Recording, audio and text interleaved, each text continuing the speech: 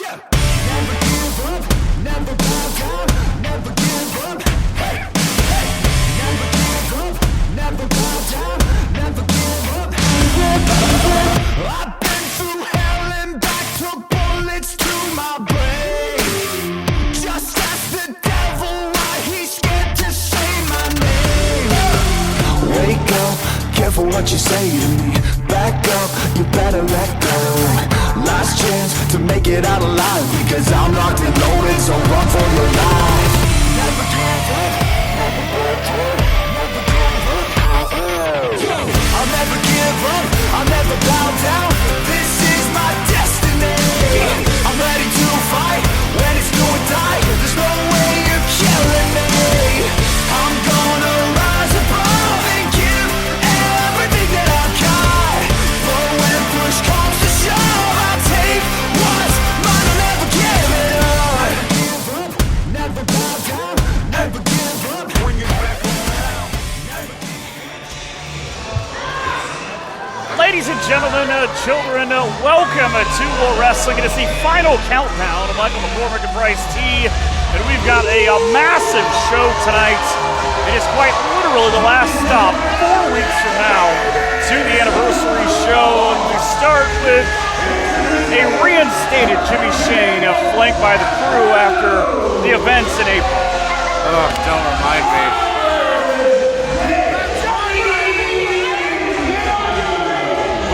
Doesn't matter how it happened, Jimmy Shane, once again a part of the War Wrestling roster, reinstated, and I'm told that this is going to be a Krue celebration like there has never been.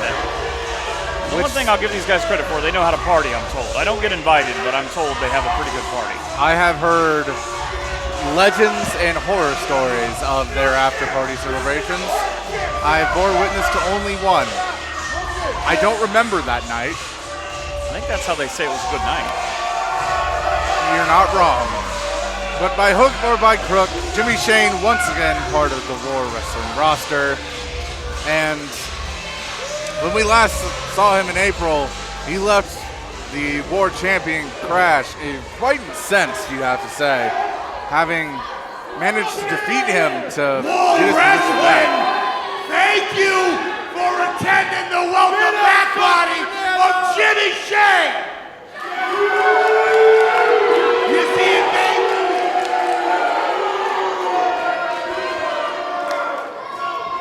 To be super fair, Welcome back. the last time we saw these guys, they were rolling face down in the middle of that ring.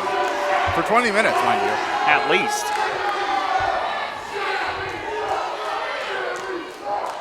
I wish I could say I missed you all, but my smelling hasn't been better since I left this town.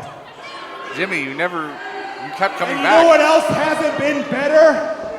The fact that after tonight, the wise guys won't be the only members of the Krue with gold, baby. What could that mean? You might as well change this logo on this microphone to a Krue logo, because after tonight, I'm running this place because I'm the leader that War Wrestling deserves, and I will be your War Wrestling champion like I should have been a long.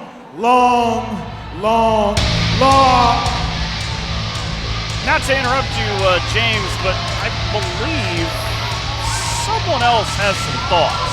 Dang, you pulled a government name on him. Called him James. Well, if you're gonna act like that. Everyone, please welcome to ringside, Chairman of the Board, One River Blackguard. Jimmy. Welcome back. I don't know where everybody got the idea he was getting title shot tonight. I don't know where the promotional material came from. Nothing. Because last I checked, I'm the guy that makes the matches around here. And at no point did I make a contract that said Jimmy Shane versus Crash for the World Championship. You never said that. Yeah, I never said But, that. hey, I'll tell you what I'm going to do, Jimmy. Tonight I'm going to let you team with your boys, the Wise Guys. They won't have to defend the titles tonight. but they're still working. And you guys will face Crash. Oh, it's about to get worse for him. Uh-oh. You get a version of what you asked for, James. And the tag team, the Wise Guys, will defend their titles against at the anniversary show. Who is that? Oh, wow. That's a set of faces that you never want to see. Plus one mime conspicuous by his presence. We don't really have time to dig into the bit of why John Paul is here right now. Hey! Plenty of opportunity. But that's not all. You need pop-up video at this point. Since I know how Jake Eely likes to get involved all the time in matches that he's not in. That is true. As John Paul likes to get involved in matches he is not in. Recently, that is also very true. I need to try to tucker you two little fellas out. So we're going to start the night off with Jake Eely versus John Paul et Miserable. Give me a rap. That's not what I thought our scheduled first contest was going to be, but We don't even have the first bell ringing, and we're already off the rails. Oh, poor Joey Kopaz. Oh, Joseph, he's going to have to try to put this one in some kind of sensible order. And pulling out all the nicknames today, huh? Yeah, I don't know what's happening at this point. That's just kind of how the day is going. Oh, look, all I know is Crash is currently wearing a beret and a scarf, and we're off to the races, everybody. Welcome to the final countdown.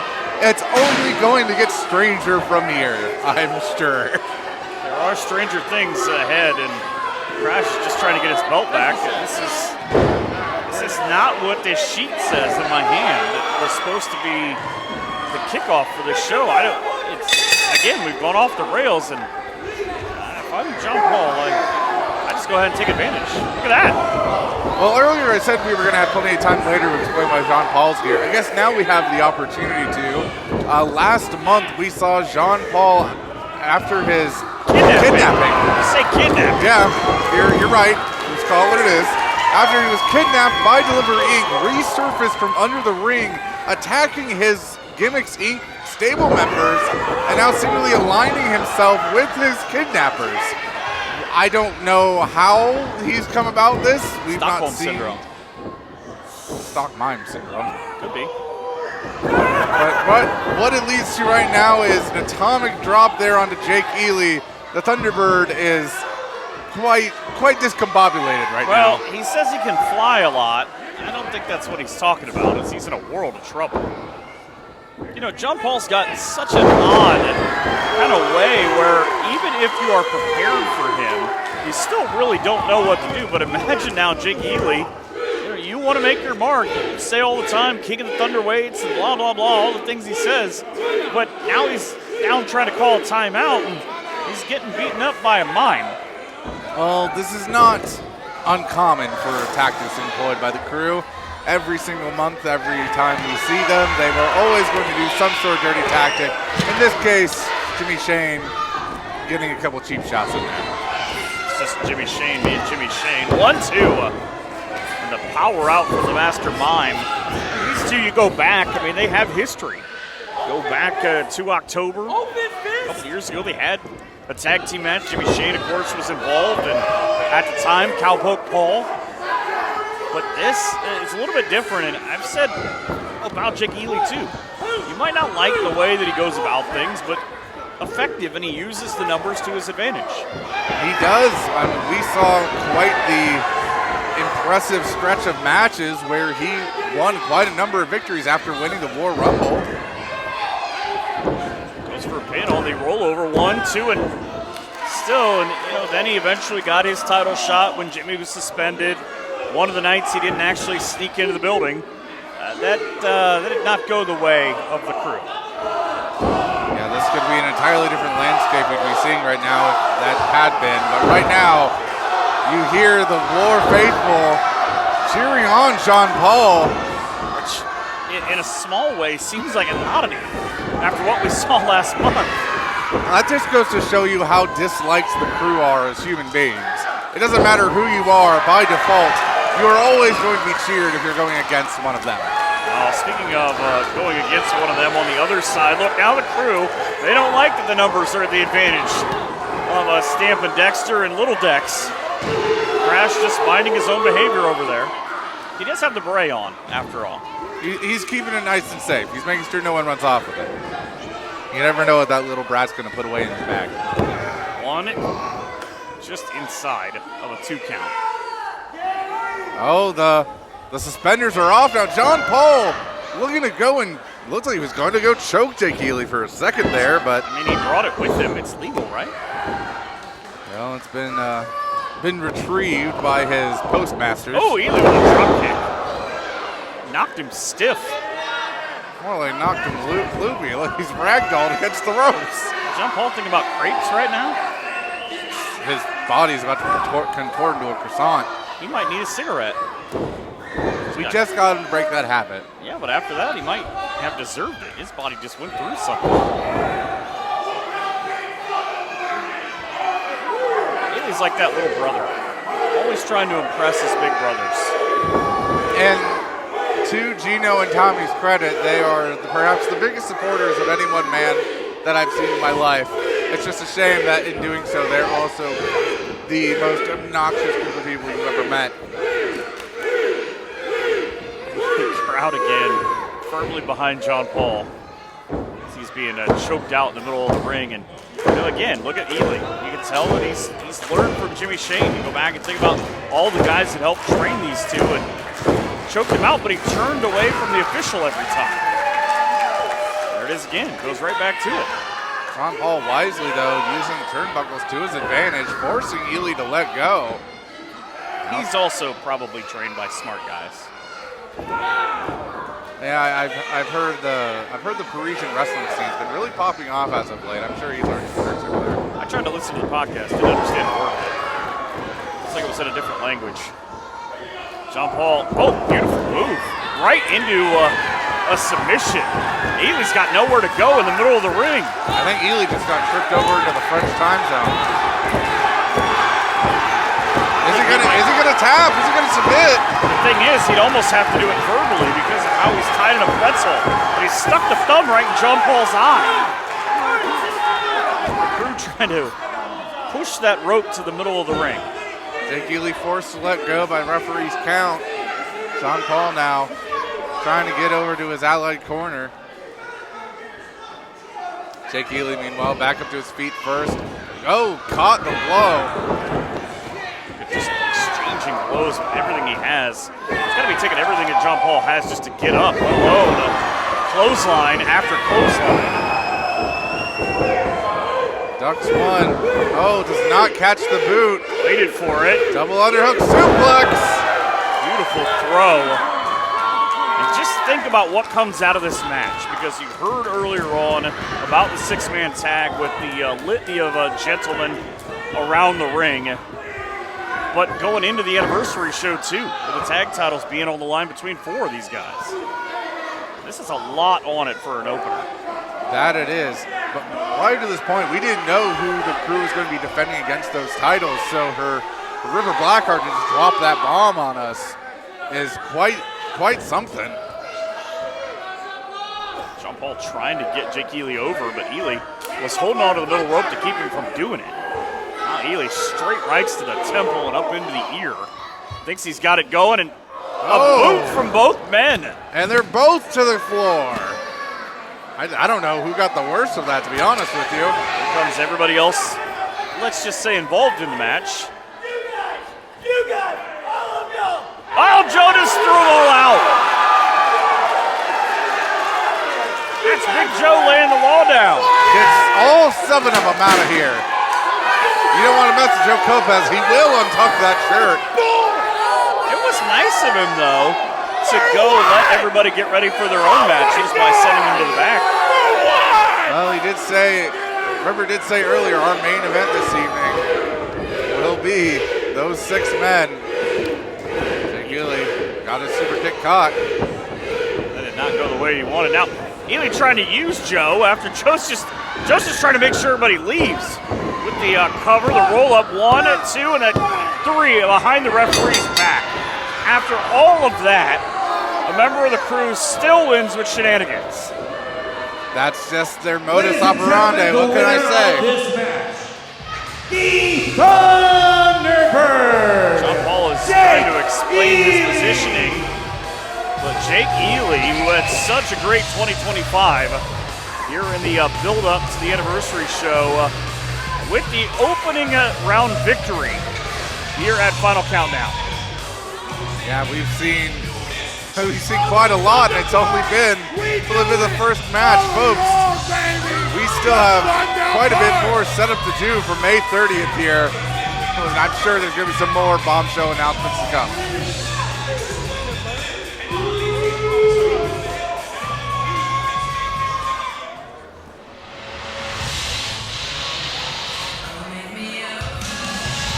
Match number 2 featuring more women's action here at War Wrestling, and you gotta believe a win in this matchup puts you right into the title hunt.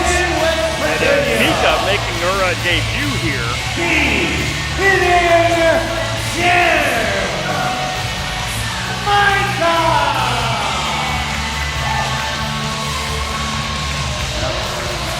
Mika here, just as you said, if she gets a win here tonight, with how chaotic the Women's War Championship scene has been, you stand a good shot at going into the anniversary show with the title. Title But shot, first, that is. you got to get through a former women's champion. We don't really know what her mental state is right now because she's had Paris McQueen kind of a weird journey over the last 2 months with losing the championship and being involved in a 4-way that everybody seemed to have gotten themselves a rematch on the same night. And then, of course, what's in the box? She is the SSB of professional wrestling, Paris. There are so many things, unintended, to unpack about just this young lady. She stares at the box, and I guess my question is, does she know what's inside? Has she opened it? I frankly, I don't know. We saw that fan jump over the guardrail, try to get at her last month. Just giving her that box, and she's kind of held on to it as if she's Gollum from Lord of the Rings. And we saw footage just the other day posted of that same fan trying to speak to her, jumping over her garden fence into her backyard. And they spoke. I don't know who that guy is. I don't know what he's doing getting into her head. But whatever it is, it seems like last month Paris was much more disoriented. Now you see the look on her face. She seems like she's ready to go. I would imagine it's probably, hey, you're not going to make your name off of me. And then a little bit of frustration. Hey, what have I got to do? I held the War Wrestling Women's title for 254 days. Multiple threats. She went undefeated in 2025. Had that inauspicious start to 26. But I kind of look at this, and again, going back to, I feel like this is Mika's opportunity because being a trained by chance prophet, we know all about the Dark Child. He was here with Crimson for a long time, and they did a lot of spooky stuff. But that guy, I mean, he knows how to bring out talent, and she's coming out of that tree. You look at it the other way, and you say, well, but Paris comes out of Brandon Day's tree. Well, that's true. Those are two dudes who flat out can go and have for years. This is kind of a little bit of let's see what they taught you. Absolutely, and of course, giving back to their two trainers, those are two men who are very known for grinding down, ground and pound style. And you see what we've had these two display right now, and what was supposed to be our opening contest before it got not so brutally swapped around. It's paying homage to that sort of take your opponent down to your level, grind them to a halt, start wearing down what you can. Yeah, and you go back and you think about the chaos that started out this show. Mika with a full head of steam. There's no one there at the end of the tracks. But chaos is pretty much what anniversary season has become. Everything leading up, that's the show everybody wants to be on for the last, it'll be 23 years. A beautiful slide right into the pin. One, just barely, about 1.5, but this is where you come. And the women's division the last, I'd say 5, 6, 7, 8 years has really become that proving ground in the Midwest. Paris now, just definitely took the worst of that one. Having to cough up her lungs there, and definitely more so now after that forearm shot. I'll be honest with you, if I'm Slick Rick, I'm nervous about the box being over by me. It had some writing on it. It said, do not touch, and then there was some more I wasn't able to see from our vantage point, but Mika with a cross body, but just a 2. Paris kicking on out here, but you see she's favoring the small of her back. That is not what you want to be doing. It tells your opponent exactly where they're going to go to continue their assault. Well, you got to believe, though, Paris knows on the other side with that tape on the shoulder. It's Mika with a I didn't know what was going to happen there, but I knew it was going to be violent. Throwing your entire body weight there into the weak point, that is got to hurt. Mika making herself look like a star here in her first outing. She's already mixed it up with a handful of ladies who have been in war. Alexis Littlefoot, who we saw a couple months ago. What a beautiful stomp. Also, Ari Alexander. So she's gotten around and has done some things. That might have knocked, maybe it knocked Paris out, but only a 2 count. And Paris now sticking to the ropes, going back up to her feet slowly but surely.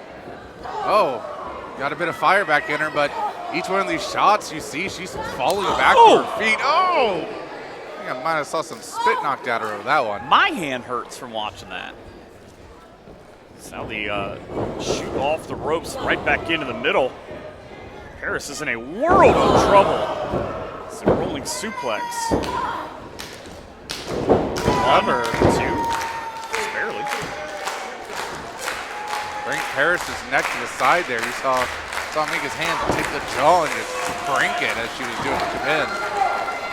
Paris who had a lot of success to win the War Women's title against Shauna Reed, gave her first pinfall loss in War in over 2 years, ended up winning it to become the 6th champion, 5th lady to hold it. She's kind of obsessed with that for a long time and felt, hey, maybe I didn't get a fair shake when I lost it, and that's how we got to that 4-way last month. I do also want to take this opportunity to say that Shauna Reed is medically cleared to wrestle here tonight. In our last event, we had a bit of concerns following an attack from Chelsea Lyons. She is okay. She will be wrestling here against Chelsea later on. And especially, you question the mental state of Shauna if you saw those promos from backstage afterwards. Mika with a beautiful running senton. Hook the leg, 1, 2, and still can't put her away. That's going to be an interesting dynamic to see kind of how that matchup goes. We said earlier, you got to believe the winner of this one would be in some sort of line for a title opportunity. Side Russian right on the back of the head. Yeah, you can tell both women now are definitely feeling the worst of this matchup. Paris has seemingly evened the odds a bit, but when you're both down on the ground, does it really count that much? Well, the problem, though, with kind of knocking your opponent senseless is you can't get to your own feet on the other side of the ring to capitalize on it. Crowd trying to send some energy the way of the former champion. I don't know how she got back up, and a hammer right in the middle of the ring. Great positioning for Paris.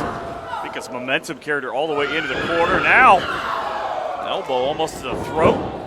Roll through, and things are about to get worse for the young lady making her debut tonight. There's the hip attack. Right to the temple. Paris has put away a lot of challengers with that. 1, 2. Only a 2 count, though, from Barney. 3/4. Yeah, Paris is in disbelief, but so what in the world? Again, I talked about her mental state, about everything that she's had going on. Mika now from a behind, bam, right on top of the face. 1, 2, 3. Wow, I thought for sure that was going to be it. Yeah, kill switch was not enough to engage in victory.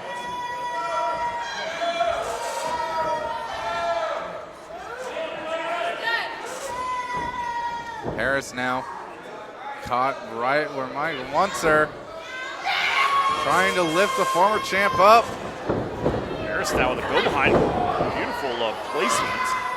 And on the run. Not enough. There is that 1, 2.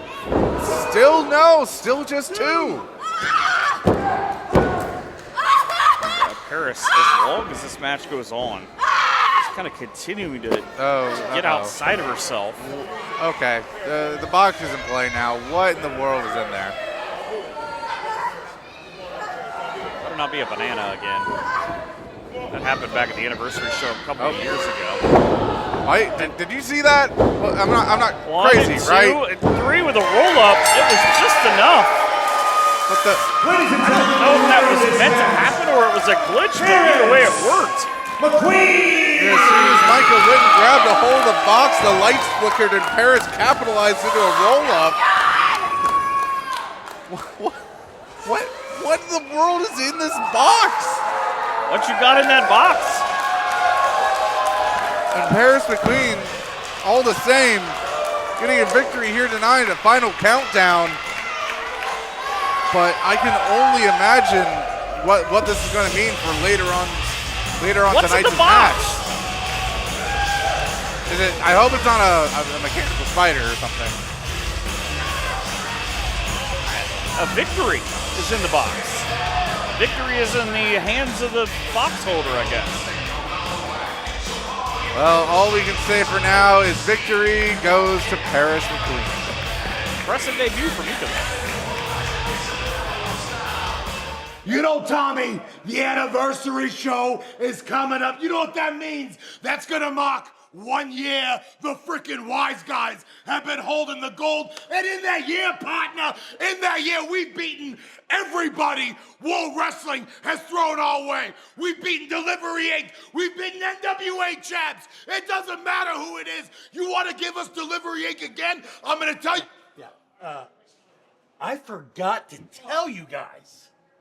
Since, again, Eely is always involved in you guys' stuff, and Delivery Inc. always has John Paul, Freebird rules are in effect at the anniversary show. The freaking Freebird rule? Freebird rule? The Freebird rule, Tommy. Freebird rule? We started the Freebird rule here in World Wrestling, and we're ending the Freebird rule here in World Wrestling. The Freebird rule.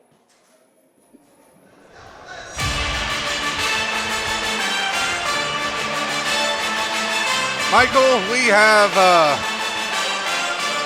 quite the set of people coming their way. Your favorite group. Only be 2 of them. Scheduled for 1 fall. Introducing first the company in the ring by Coach Steve. River Sandberg.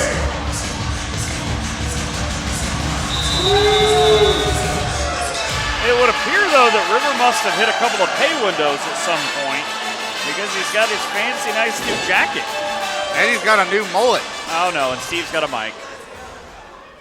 As you can plainly see right now, we're down 1.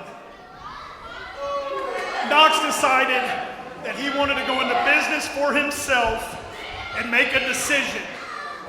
That ain't how we do this. So the coach put Knox on the bench. But like every good coach, I've been scouting, and I will find the best replacement we can. And he is the most astonishing athlete.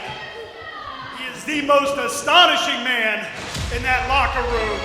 It is the end-all, be-all, the astonishing Ashton Adonis! Wow. You know, I was going to say, I got to imagine Steve's probably done some internet sleuthing, and it's not a history that you want to go look at, but he found himself a pretty good choice there. Yeah, there is very few men who have made their way through war that you can say are as athletic as Ashton Adonis is. Lines up perfectly with the mantra and mindset of the varsity athletes. I'm more interested in, he said Connor Knox went into business with himself when he got benched. More interested in that whole story. Wow. So the, I guess the tryout here. Let's see how this goes, but a mountain of a man is waiting on the other From side. Los Angeles, California, the bomb, Erik I know for a fact that Erik Surge did not come alone. You want to talk about OGs in War Wrestling, he's bringing one with him. A kind of budding rivalry turned friendship with these two. They faced off months ago, and now a little bit of a turnaround with his partner in just maybe the best pure wrestler we have here in War Wrestling. Yeah, everyone, put your hands together for the former Respect champion, former heavyweight champion, former tag champion. Say it, he's won it. If you keep going, it'll be 4 weeks from now, and we'll be starting the anniversary show with all the accolades.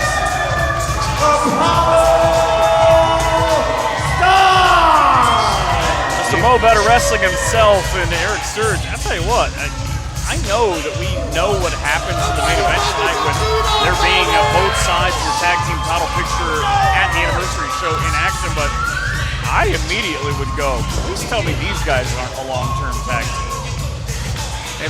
If these two wind up a long-term tag team, then I hope anybody who ever has to face against them gets on their knees and hopes to pray to whatever they believe in. Because maybe whatever everybody else believes in too, because you need all the help you can get. though it seems this is going to start off tonight with River and Ashton getting to a game plan huddle. Ashton doesn't seem to be reading game plan 1.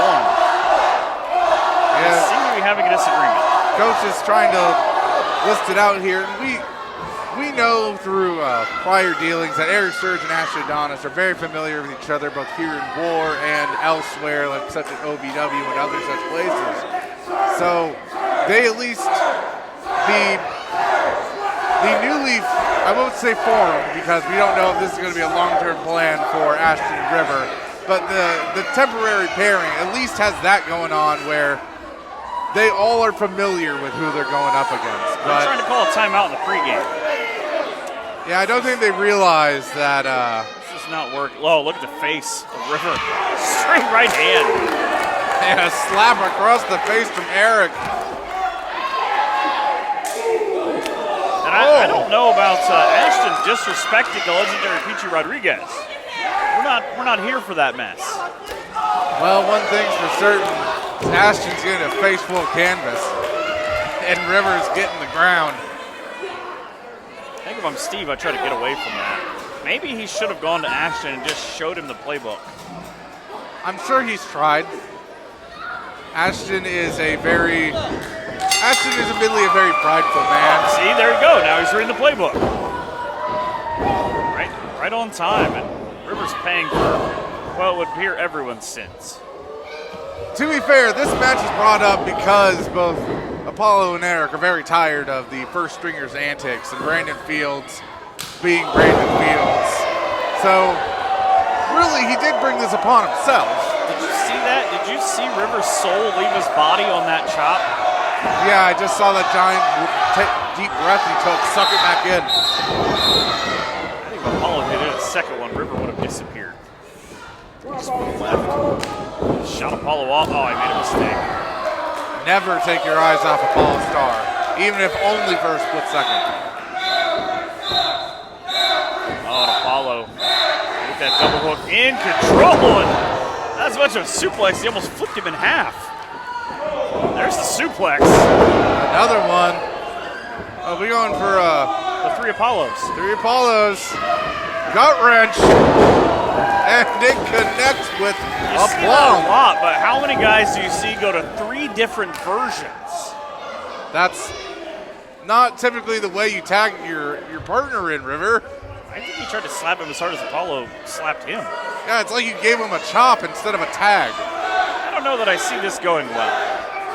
Ashton's a bit frustrated, but you can see he's trying to let it blow off. Apollo, meanwhile, is going like, oh, you want to tag? Okay. And Appollo just kind of singing. I don't think they figured it out in the other corner yet, though. You notice how River has to get on the bottom rope to be on the same height as Ashton. Meanwhile, Erik Surge. Goodbye, Ashton. Thanks for coming by. That is a man to be feared. And really, you talked about how this came about. You think about specifically with Erik Surge, that title match that he had last month against Brandon Fields that didn't go his way because of these shenanigans that were taking place. He's got a little bit of extra height on the kick. Adonis. Notice how Adonis was able to do that springboard kick while Erik was still in the center of the ring. That just goes to show how tall Adonis is. Adonis looked around to make sure he had somewhere to go. Now going to the high rent district. Erik was trying to make him pay for it, but Apollo's so quick. Everyone's quick until you get pounced. Turned him completely inside out. The bomb now.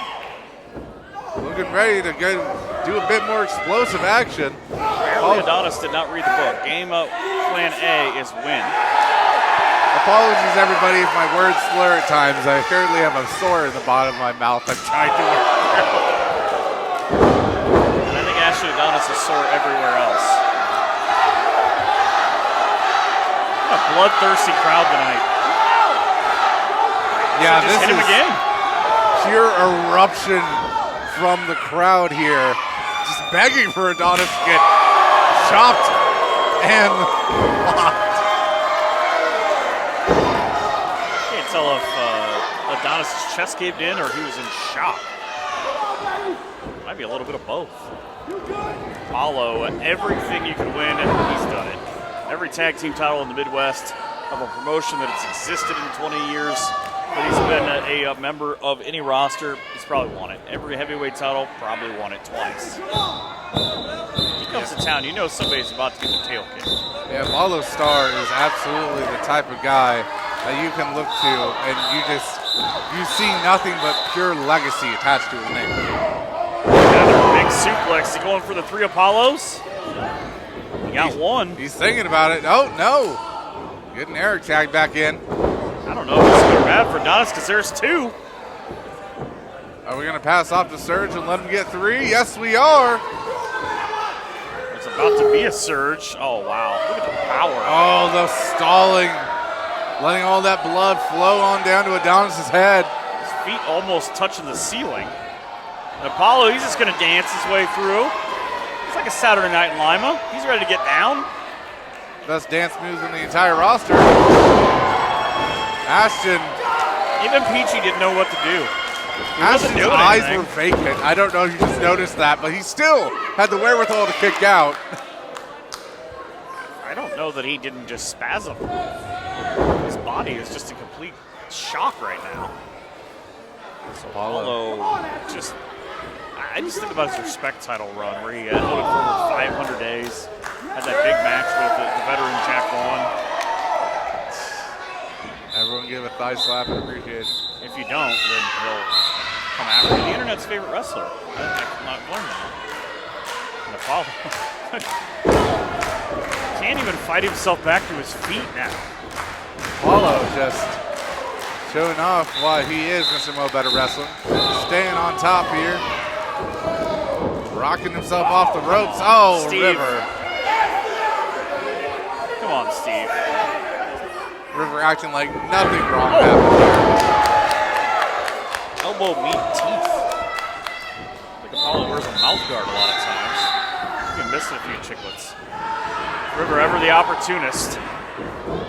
He stuck his thumb in his eye. Notice how he was using his other hand to cover up the thumb, and that's why Peachy didn't notice it quite at first. Apollo now caught there. Getting his way back up to his knees. River trying to hold on as best he can. River's in a bad situation. Ashton Adonis is just trying to figure out who he is in the other corner. It's a smart move. River called him right back in.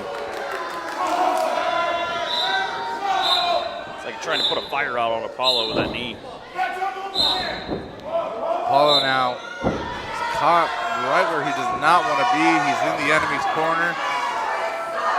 River smartly putting himself between Apollo and Erik, making sure he stays within range of his partner. And Apollo knows all about this because he and Drew Skills did this to so many teams here over the years, where they would just cut that ring in half and you'd just be in one or two little spots. I know you need this tag here, but how much do you think Ashton Adonis even has right now?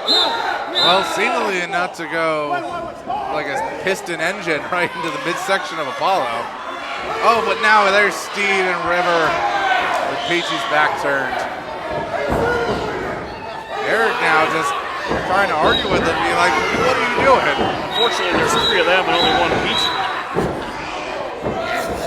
Ashton just boo-hooing.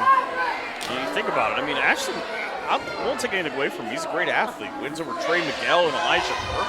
I mean, you don't beat those kind of guys without knowing some things and being an athlete. He's in there right now, and he was in such a disadvantage earlier. Now a chance to win. Crank in the neck there of Apollo. But the crowd here, you hear them cheering on for the Hall of Famer. I watched Ashton Adonis a handful of times, and I think he hasn't even reached his 3-year mark yet. How good can he be? Well, Apollo's in there testing him, and he's finding out right now. Well, you also have to, when you cross the ring, you have Erik Sturge, who also similarly, I believe, is only in year 4 or approaching it. So you have two men who are very new, and then of course River, who has only been wrestling for a year and a half, 2 years at most. It's a malfunction with the communication again. So right now, this really is kind of, in a sense, Apollo giving a litmus test. Apollo! Who knew he could fly at his age? Never doubt that Apollo can do anything. Because actually, I don't even think that's true. I don't think Apollo does age. He just keeps getting more experienced. True. It's everyone else around him gets older. It's very possible. Oh, and he got the tag, and the other side, and they're in trouble. It's a surge. Clothesline after clothesline after clothesline. And when you're going up against a guy with a build of Surge, yeah, that's going to take the life out of you. I don't know what he's thinking. Jumping elbow for you, sir. And don't forget, one for you. And a massive spine buster. Just broke Ashton Adonis. He's now 5'4". Good Lord. And River is 6 feet under. Surge.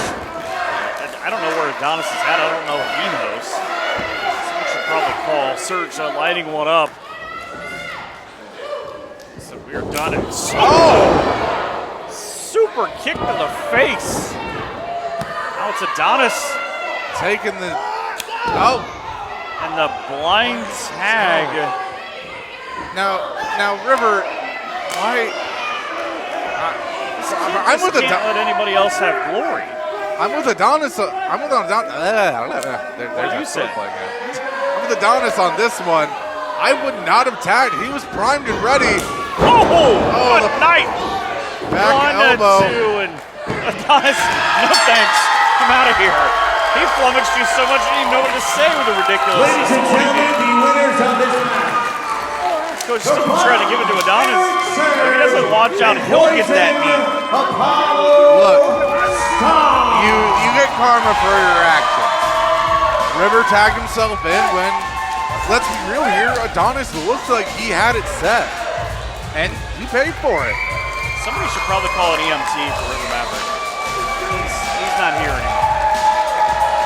Well, right now we have Erik Sturge and Paula Starr victorious here tonight. It's going to be quite a good night for those two. And you see Erik there motioning for a title. And context to who we just faced. I can only imagine that being one person in specific.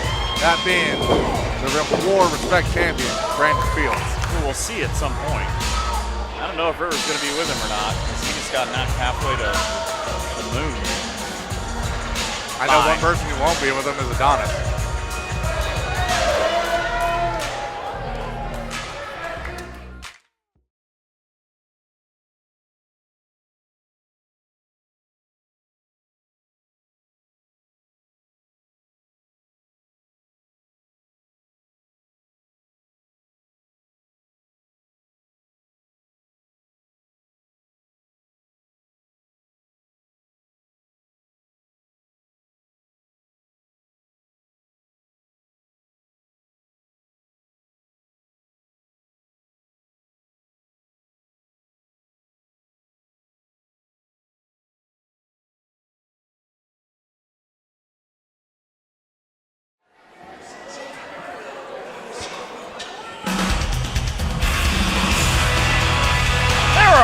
great folks on this show.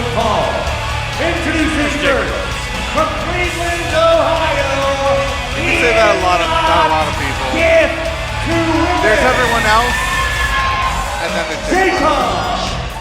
Rose. Yeah, but especially him. He's been on an even bigger, ridiculous streak as a human being than what is a normal thing for him. I think he just locked eyes with me and blew me a kiss. I think he mockingly blew it at you. I mean, considering it's coming from Jacob Rose, I don't know if I should have been flattered or disgusted. I'm going to say yes. It just feels like an option. But, there were a lot of things that kind of were leading up to this. There's a lot of people waiting in line to take a swing at Jacob Rose. But we went kind of outside the box a little bit. Now, I really enjoyed this young man. And I'm curious to see what Shelby Wylder can do because Shelby Wylder is a lot of fun. But the guys who trained him are top-notch. They taught him some things. And, this isn't, hey, we just brought in whoever was available to fight Jacob Rose. This guy is a legitimate, he can beat Jacob Rose type candidate. I admittedly have not had the honor or pleasure to experience Shelby Wylder in person before now, and I've seen him post about going all around the Midwest, and I'm very excited now to have the opportunity to see him live in person. I don't think Jacob Rose wants to pet his horse Peaches. Why not give me a rundown here of some of Shelby Wylder's See, look at Shelby Wylder. And this young man, again, I just absolutely love him. He's part of a tag team called Poke Wild with a guy that we know very well. Cowpoke Paul. And a Cowpoke Paul. And Jacob Rose is trying to steal Peaches. Come on, Jacob. You got to know better than that. On the day of the Kentucky Derby, no less. Oh, and Jacob, maybe he is going to ride the pony. It's like the one they have at the grocery store. Oh, there he goes. That's a first-place performance if I've ever seen one for Peaches. Peaches! Leads into a drop kick. Oh, my goodness. Oh, the humanity, poor Peaches. But I think a lot of people maybe don't know that Shelby trained with Team 3D. Leon Dudley is the guy that trained him. Beautiful German. I didn't know Jacob Rose was German, but that's beautiful one anyways. But he's a 3-year pro, trained at the Team 3D. That's a pretty good pedigree. I think my favorite thing that I learned from talking to him is one of his tag team partners, a guy he considers a mentor in his life, is the great Paul London. Oh, wow. That's definitely quite the cavalcade of people that you are absolutely wanting to learn from. Rick Tom's just got a face full of peaches there for a second. Calls himself the Quick Draw Pro Wrestling. Well, Jacob right now is quick to keep him down on the ground. Now just choking him out there. Whole lot of boot in the jaw.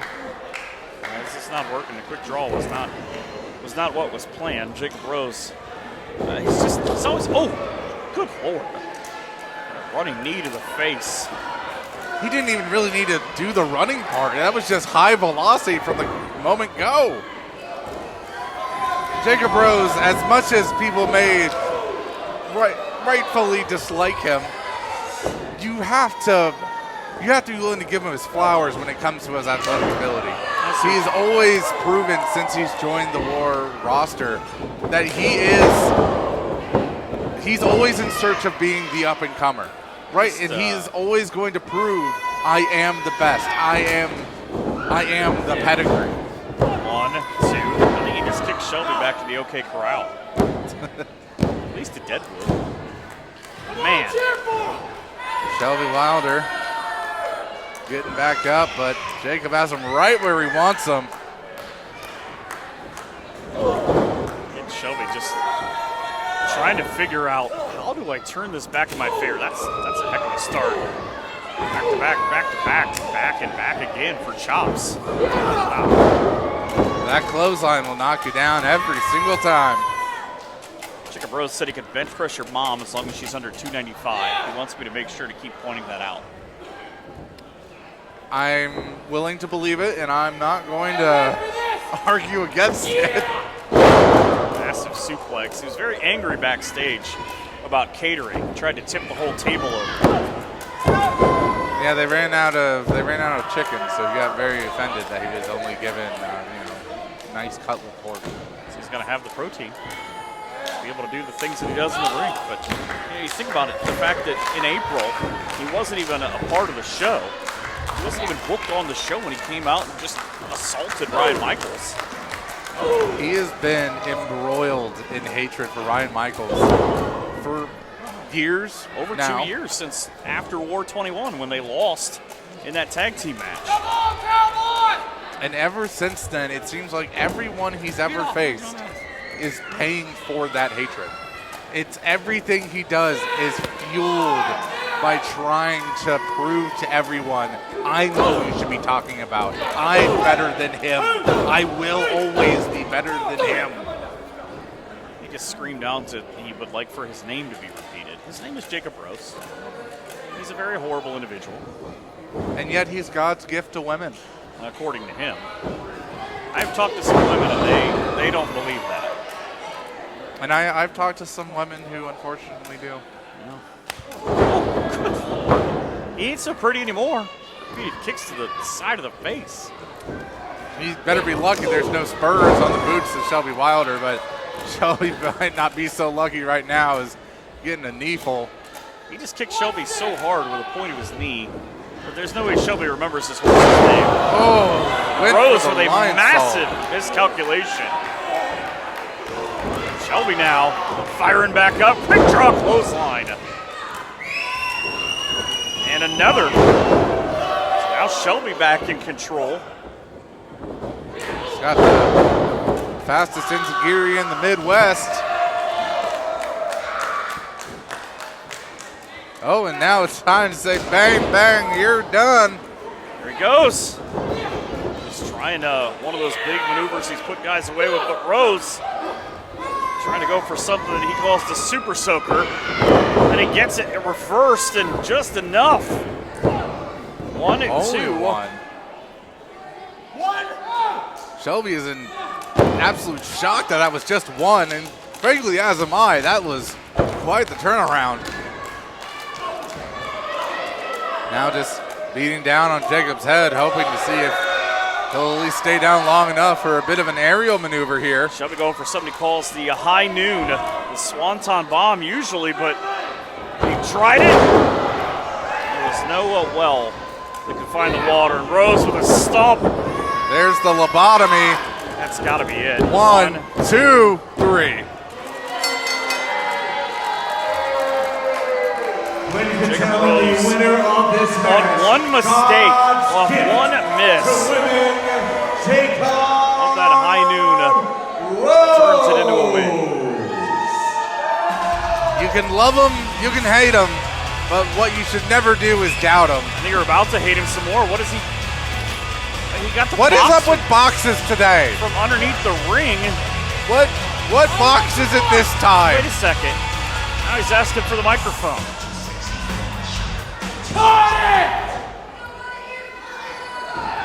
You've done enough. Lima! Jacob Rose always ends up on top! And he's got some Women, sort of try not to idea. get too excited for this, all right? Oh no. I don't like that look on his face. Notice, I think that's just Ryan his Michaels hasn't been here tonight. Oh no. face. Where did he get a box with a chain and a collar? That's because he's sitting on his couch, nursing the injury. He's just choking. Then I come. What are you doing? Gotta have a Ryan put a Michaels, I stop want to you to this. listen. This has and I want nothing you to do with listen Shelby. Real good. I told you, this ends when I say it ends. It has to do with his May hatred of 30th. Ryan Michaels. War anniversary show. It's you and I in a dog collar match. And the lobotomy again after choking out Wylder. I still have paper in my back.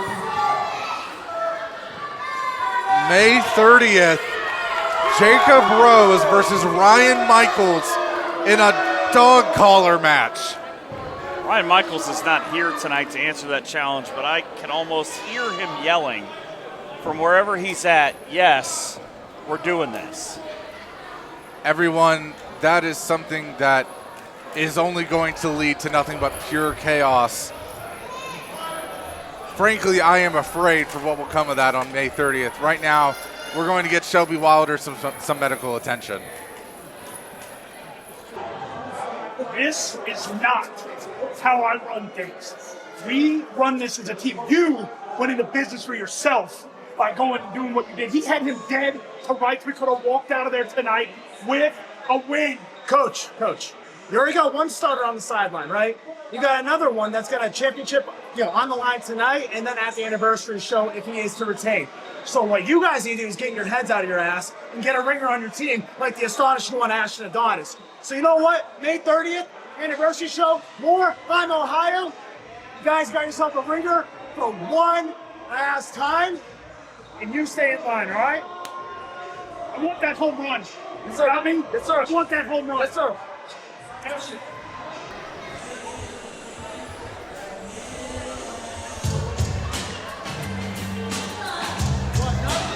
Well, here's some guys that We a tag team match scheduled for one aren't quite as happy to be here as you might think.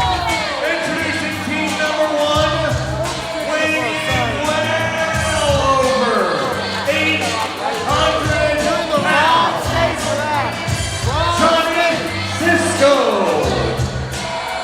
Krue Costello, the Gruesome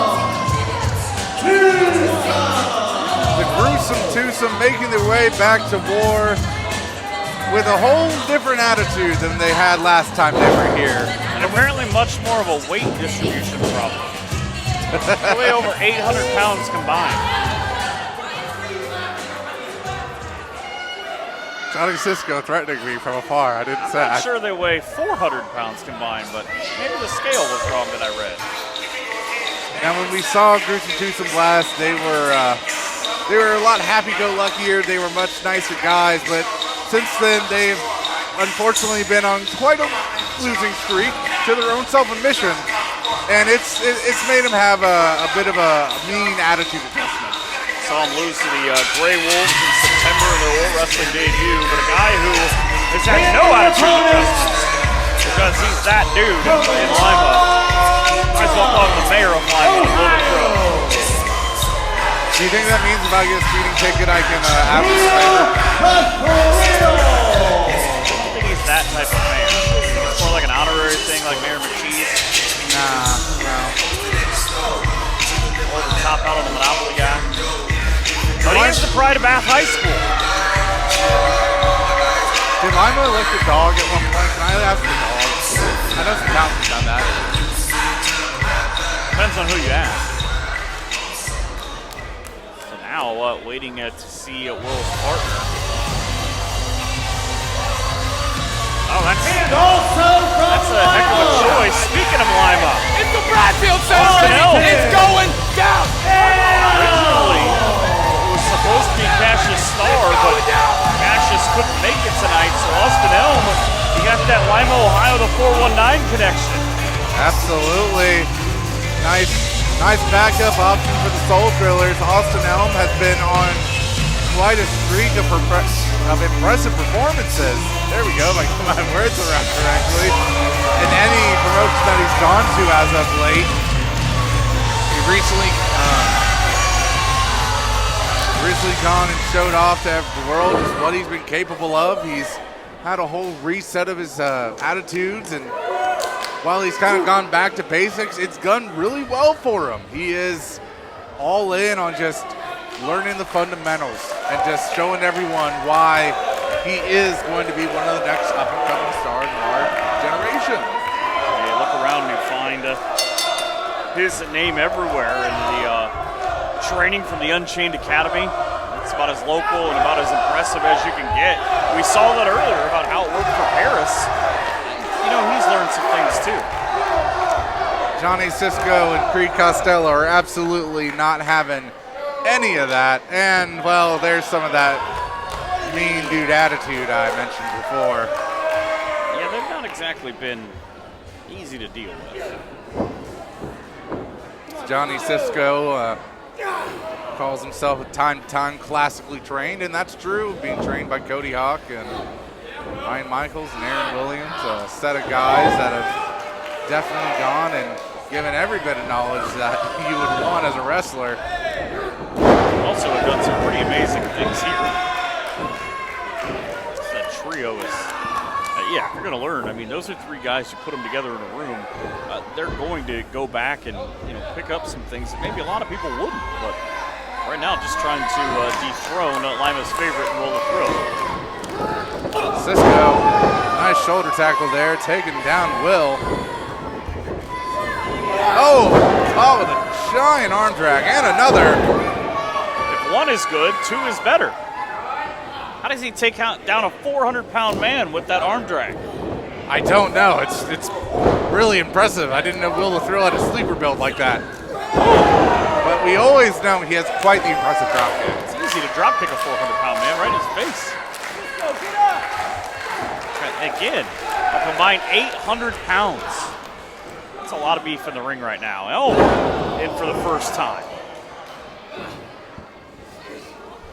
Austin Elm. Oh, getting a face full of claw there from Cisco as Creed now going in. I'm pretty sure he's gonna get a fistful of Elm right now as he's launched off, jumps over. Oh, nice leapfrog there from Elm and crossbody for good measure.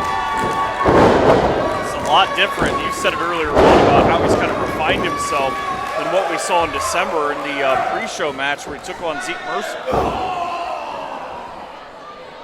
Going way back and look at 2024 and just kind of the growth that he's had in that year plus. Yeah, Austin has grown a lot in his confidence as a performer. He just suplexed a 400-pound man. I assume that at 800 pounds they were both 400. I think the 800 pounds is everything that Creed Costello bet on the Kentucky Derby today, and I'm pretty sure they're just letting out their aggression, sort of knowing that they've lost the bet. That was a beautiful crossbody. Only a 2 count. I did ask Creed earlier on Facebook today who he bet on, and he didn't tell me, but he did say he put his house deed on it. So I think he has a couple of issues he needs to work through.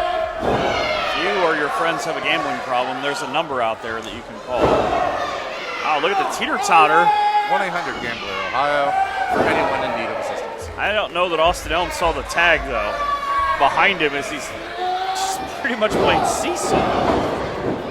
They have worked to their advantage. I'm not sure what you do there if you're being seesawed and just being repeatedly punched in the face. You grin, you bear it, and you hope it works out. The Gruesome Twosome are very good at turning every bit of weird situation they find themselves in somehow into being advantageous for them. Sort of a unique attire set, too. Yeah, Johnny Cisco really putting the squeeze on Elm right now. Just kicking him right square everywhere. The Gruesome, much like ketchup and mustard, the Gruesome Twosome are not to everyone's preference, but they don't care. They're simply going to do what they have to do to win.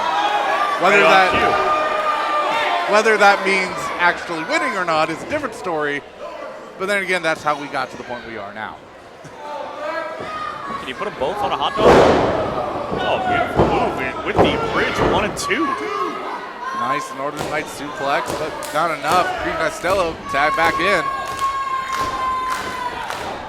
And just tag team wrestling on display. Someone call the doctor. Hospital's not all that far away for Austin Elm. And again, the worst part about all of this is Will the Thrill has no other recourse but to stand in the corner and just watch Austin Elm be assaulted. Yeah, he's trying to reach out as close as he can get, but to no avail. Austin is just trapped in the center. He cannot get over there. Referee just sort of back to go. Once again, into the corner. Cisco now taking this opportunity. Oh,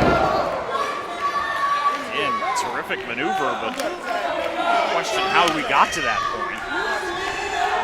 Austin Elm, he could barely stand. Creed ready to put the tang on him.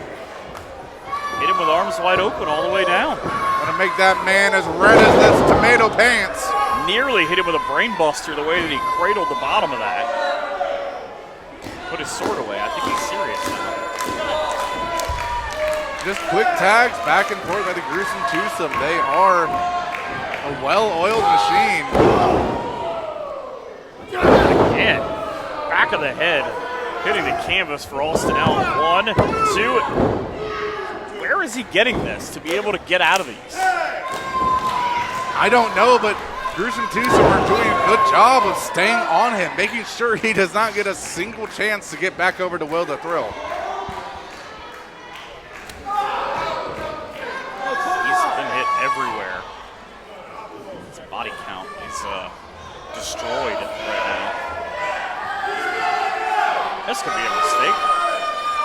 I think what you might have just said was also potentially a mistake, but you know, we'll work past that.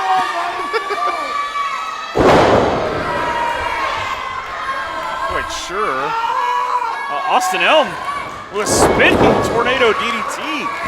Now he's just got to get to the corner. Yeah, both men are just out like a light right now, and to the point that Elm is twitching on the floor. There's no way he doesn't think that he's somewhere near the ball in Lima. He gets the tag, and here comes Big Willie. Atomic drops for the both of you. Now, ducks the double line. Double drop kick in return. How about the force of that drop kick from Will the Thrill? Elbow into a splash. Will up to the second rope. I didn't know Will was European. What? Oh, never mind. Well, Creed now doesn't take kindly to those gosh darn Europeans. Well, if you're not, I don't think they like ketchup. I also don't think they like lima beans. Very unfortunate for our two Lima-bound boys. Basket of the drop right on the face, but Will is not legal. Austin Elm was the legal man, and Barney's explaining that. They're arguing with him now.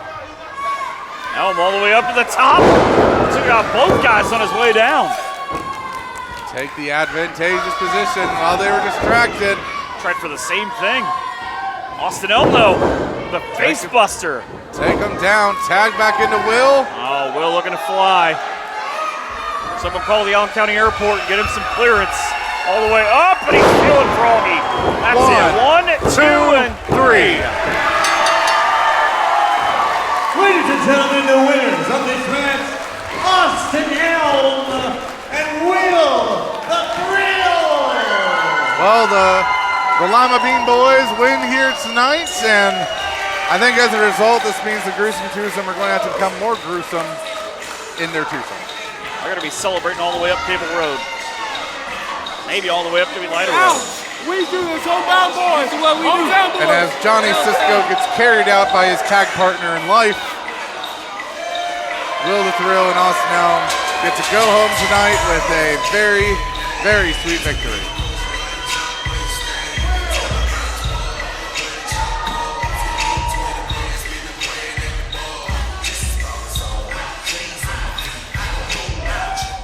Ryan Michaels, it's official.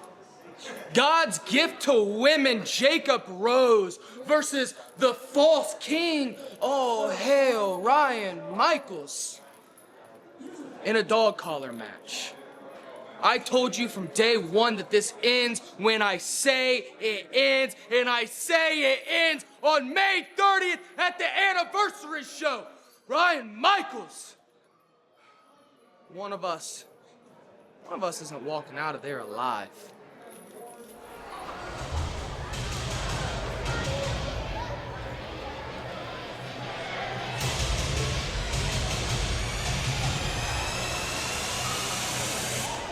Unorthodox things have already happened in this event, as we are in the final countdown to the anniversary show, War 23, coming up in just 4 weeks.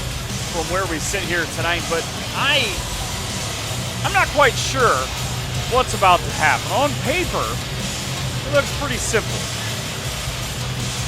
Not one thing in this show has been simple. Yeah, we have a bit of scheduled discussion time here. What was on paper by the Wikked. Oh, there's Jexy Blakk. She has a microphone in hand. So I guess we'll see what she has to say this time. We don't really have a choice. It's about that time, guys. We're about to be held hostage. That was rude. Excuse me. Okay, so Orlando Christopher is not here tonight. Alex Lynch and Jairus are not here tonight. But I still had to grace you with my presence mere weeks out from the anniversary show. Did we do something wrong? Heaven forbid we get spared from Jexy Blakk.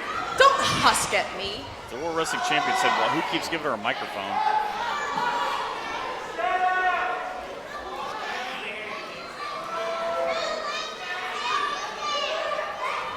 Not seem too thrilled tonight. She seems angrier than usual. I will stand here as long as it have to until you shut up.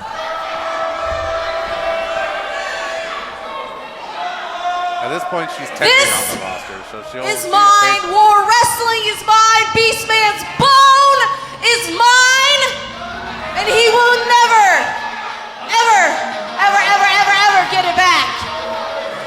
I don't know how much longer this is going to go well for Jexy. Say his name. Oh, never mind. He wants that bone back. He wasn't satisfied with the bones he got from Popeyes. He wants that bone.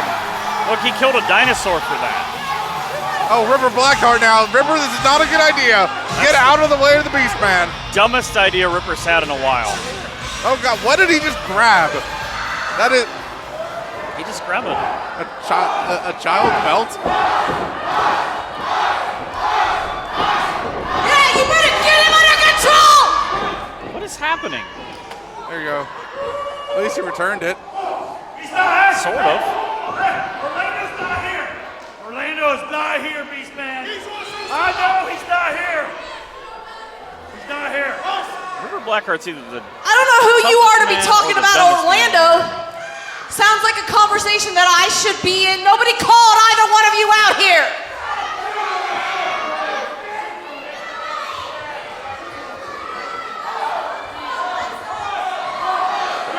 Somebody hasn't tried to eat yet. You're just agitating the situation. Stop. Maybe if you had better control of your company. That is Mom! Jex, you might just want to leave.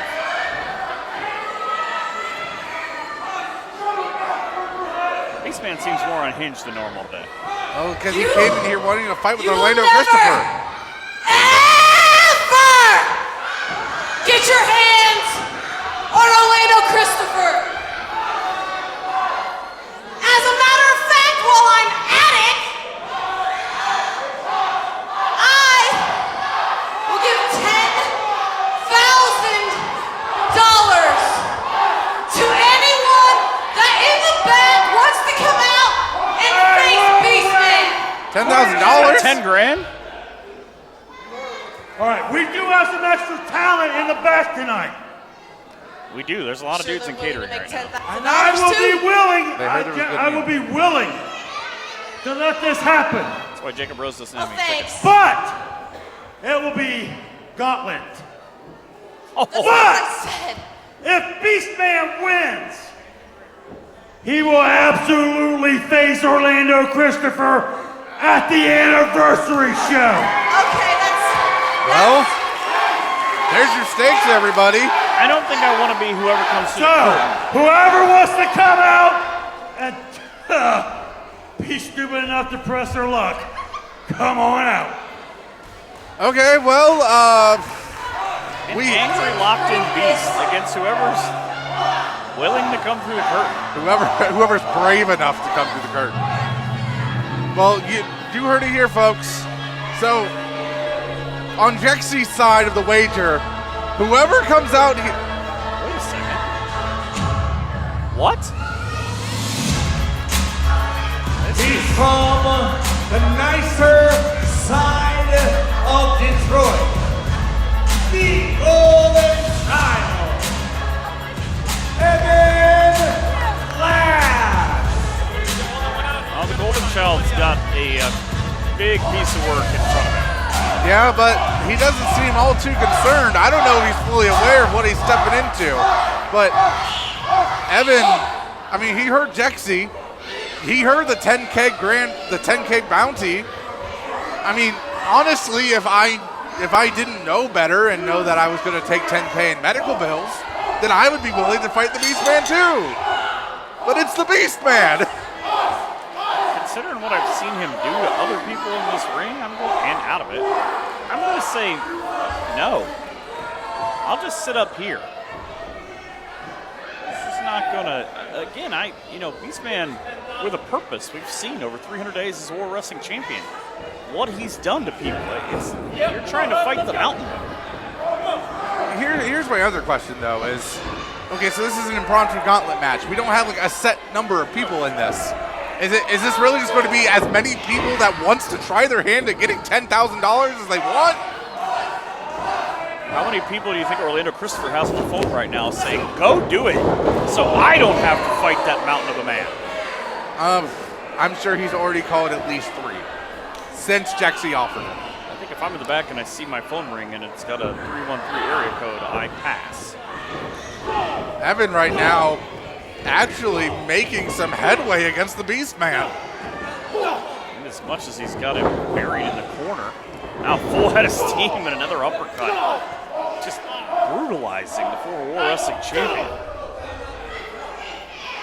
So we also have to take something into consideration that maybe some of the other talent in the back who might be thinking about this are considering.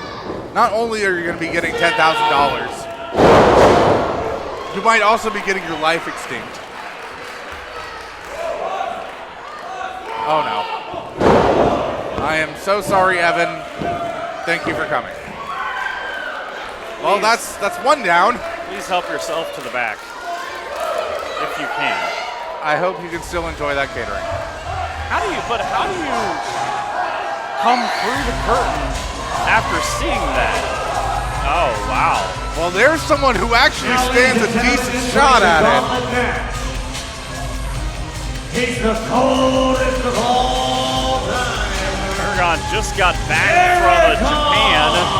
He's going on a tour of Mexico and Canada, but it would appear that he's going to deepest, darkest West Virginia to fight the monster first.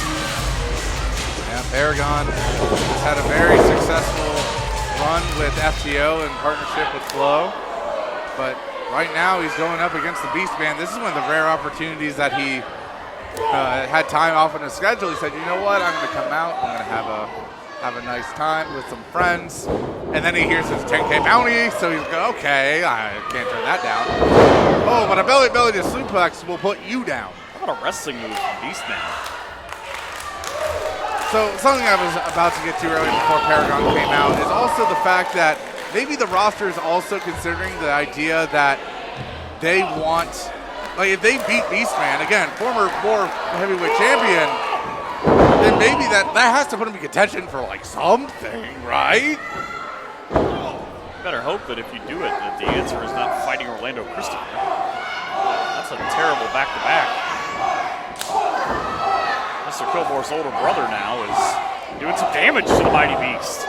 Yeah, Paragon is the man who trained Mr. Kilmore and everything he's learned, and not really many better teachers you can ask for in terms of siblings. Guarantee he didn't teach him everything he knows. Yeah, he has to keep one up on his brother somehow. So if he ever has to fight his brother, then Shame for his brother too. He got assaulted by his stable leader in John Paul last month. Just out of nowhere. One of the many things that set up kind of how the main event is shaping up for tonight, that 6-man tag. Right now, speaking of tag, Beastman's getting tagged with uppercuts. He does not even seem phased!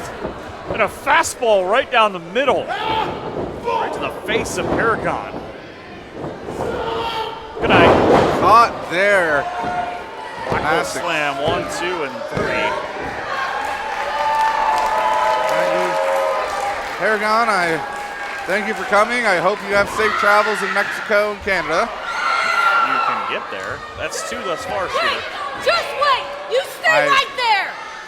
I'm going to be honest. We could be going for quite a while. Jexy's having to go back out there to find somebody. She had to go to the back to pull somebody in, and oh wow! Oh no! She brought the berserker. Our next contestant in the gauntlet match. Our next contestant From Waverly Hills Sanitarium. This is a game show. It's called This Is Your Life. The Berserker. Kronos has been. I mean, you see the new gear. He's been. I don't want to say this is weird to say for him, but off lately. He's ever since the Wikked kicked out Amos and brutalized him. He's felt very disillusioned with listening to Jexy. He still does it, but he's not exactly keen on it. But I will say right now, if there's anyone in the back that stands a chance, it's him. Especially considering the fact that even though Beastman has already beaten 2 combatants, he still has fought 2 other guys. So you're the 3rd in that line, and things at least kind of tilting in your favor. If Kronos wins here, does he still get the money? Does Kronos have a bank account? He gets a limo back to the sanitarium? Does Kronos need money? These are questions that bending the space-time continuum. Made a mistake though. Beastman just thumbed him in the eye enough to send him halfway across the ring. Kronos now. It's just 2 dudes, just beef. I think the more likely answer to the questions I'm asking is Jexy just gets the money herself. Oh yeah, no, 100%. There's no way she's giving up $1 for all money. They should have got like a cashier's check or something, had somebody hold it. I think she's banking on the fact that Beastman isn't what he used to be. A human wrecking ball. Well, these two behemoths are both even still wrecking balls, as you said. They are going to put you through leather, and Kronos, again, one of the very few men who is strong enough to lift up the Beastman. He got enough of that. And we've seen any time that Beastman is dropped, like fully off the ground, then that usually leads to his demise. It's not often that it happens for good reason. In that quarter that he's standing in right now, we saw him go through it. That's how Crash beat him for the World Wrestling Championship. And it was at the last anniversary event that almost a year to the day. Him and Crash had a battle over the vacant World Championship as Beastman had it stripped of him due to his prior actions. Since then, he's taken I wouldn't say he's taken a turn intentionally. I think he's rather just found a new way to enjoy life. Kind of came back with a different mindset after that sabbatical. Remember that night that he showed back up? We didn't know he was here, and he made a thunderous entrance. Yeah, I remember that night. It was after his big Japan tour, and I sat there and I wondered what in the world did they do to him to scramble his brain. He was so mad he fought a guy in a Popeyes one time just because they were out of chicken. It's a running theme in this show. Yeah. But now you know Kronos is serious because he took the tie off. He's just kind of looking around him. How do I destroy this man? And Kronos he does now not take chances often. Absolutely not. He does not look comfortable. He's a very sturdy fellow. He is not one to climb the ropes. Things are going very poorly for him. He has chosen very poorly. And I should also. Oh my goodness! Oh no! Oh! That's 700 pounds at least, dead center in the middle of the ring. It knocked Peachy off balance. It knocked us up here off balance. I should also remind everyone, Kronos was one half of one of the longest reigning War Tag Team Champions of all time, alongside 71 days. Yeah, alongside his partner Amos. Amos has not been seen in quite a while. I don't know how Kronos got back up. Just straight cinder blocks to the face. These are the two, I don't even know if men is the right word. Monsters? That is more apt. That if there's anyone who can take any amount of punishment and then immediately get up from it, it's them. Godzilla and King Kong.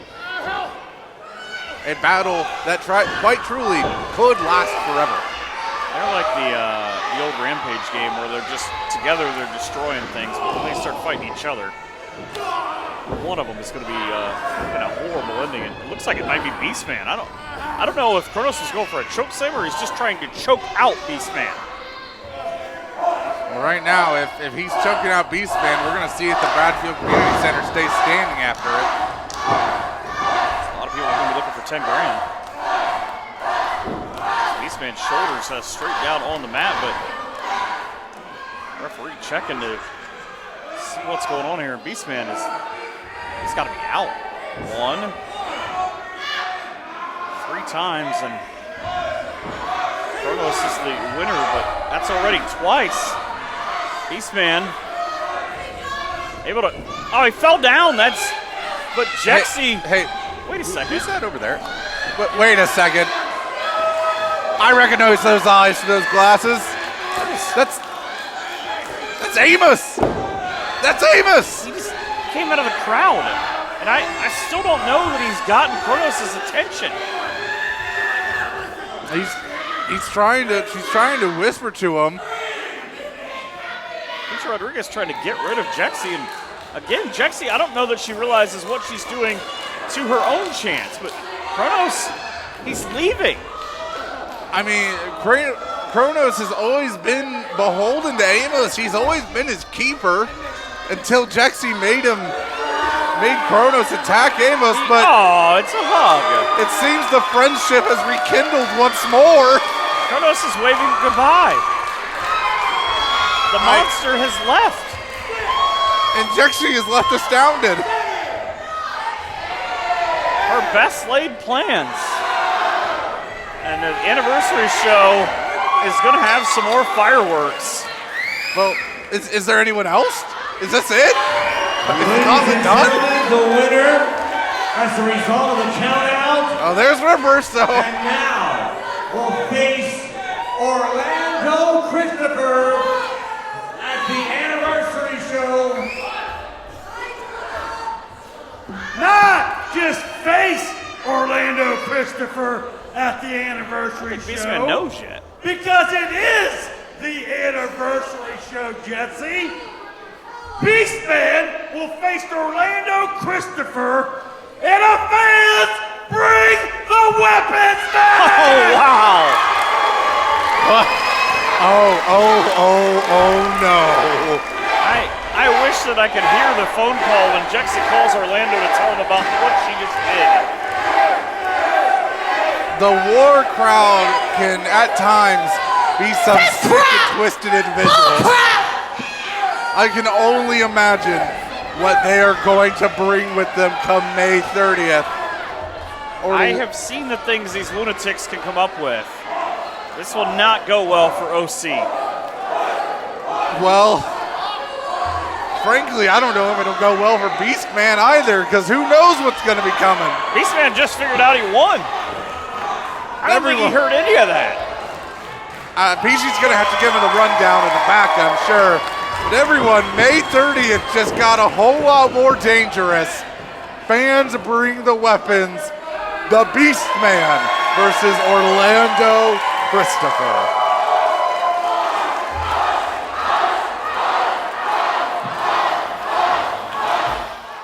So, the hometown boys, we came home with the dub, didn't we? You know that's right.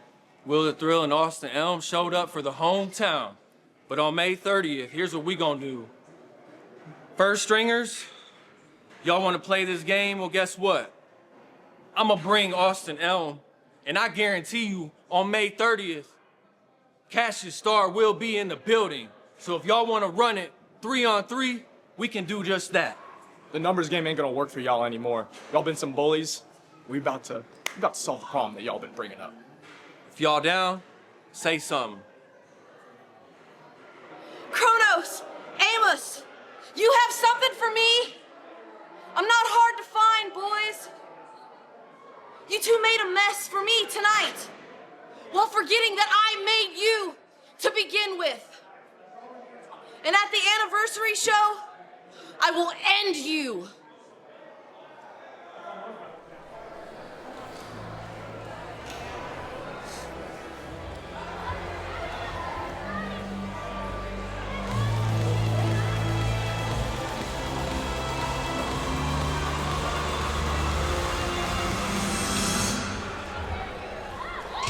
The last handful of months in War Wrestling have been fascinating. We talked a little bit about this earlier on in the women's division. Maybe none more so than Chelsea Lyons, now the champion after that win in that four-way matchup that I guess started as a one-on-one and then it became a one-on-one-on-one, then it became a one-on-one-on-one, and it just turned into kind of a giant mess, and we had a new champion crowned, and now we find out if the old two-time champion and Shauna can become a three-time champion. We're gonna see. It's been quite a chaotic 2026 for the women's division here at War. I just want to give a brief mention to everyone to really paint how absurd this has been.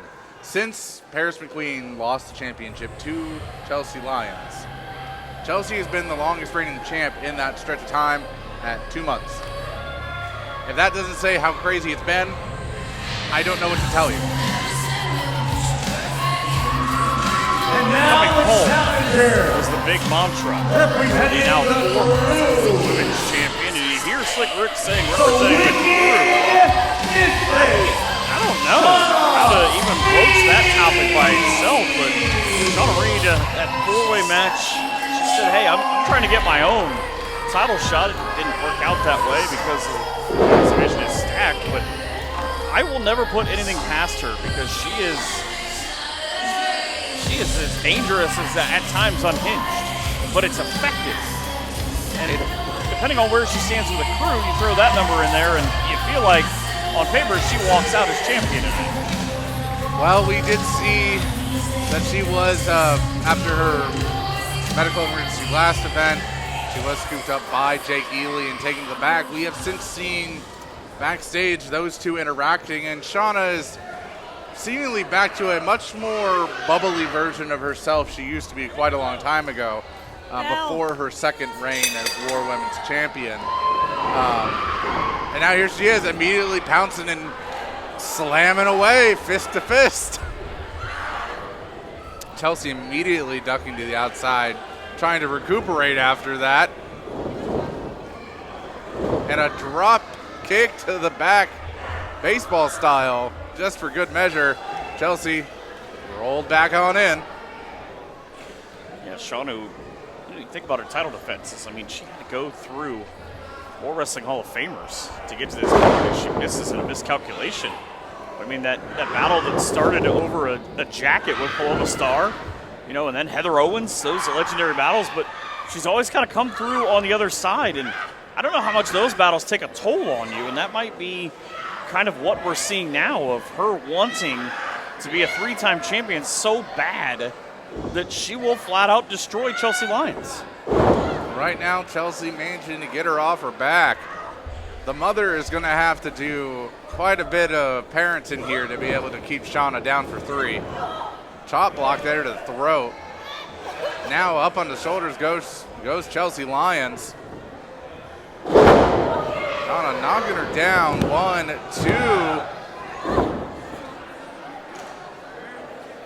A deep 2 count. Yeah, I think Chelsea got dropped right on the back of her head. Yeah, I think Rick saw that Shauna grabbed a little bit of hair there, and so he said, hey, hold on now. What are you doing? Chelsea has just lost it. Again, she was so close of losing that championship. Trying to take a breather here. And oh, Shauna had her back turned, immediately pulling her to the outside. Now straight. Oh, stopped in the ring post. Look at there. the stare. Nasty No, back that was just elbow. no. Shauna Reed now gonna power the mother up. Down onto the floor. That, folks, is not padded ground. You heard the thud Chelsea just took as she landed.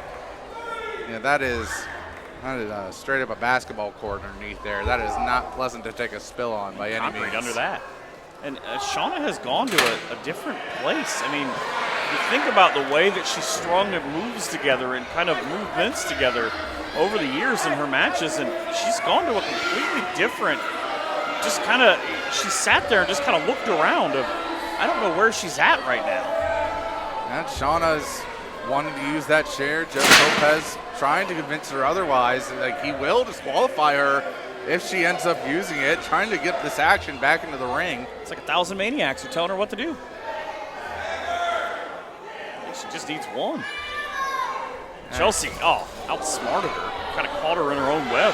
Yeah, caught her in a bluff there, face first in the guardrail. The mother now. There we see getting the ring post that she was looking for earlier.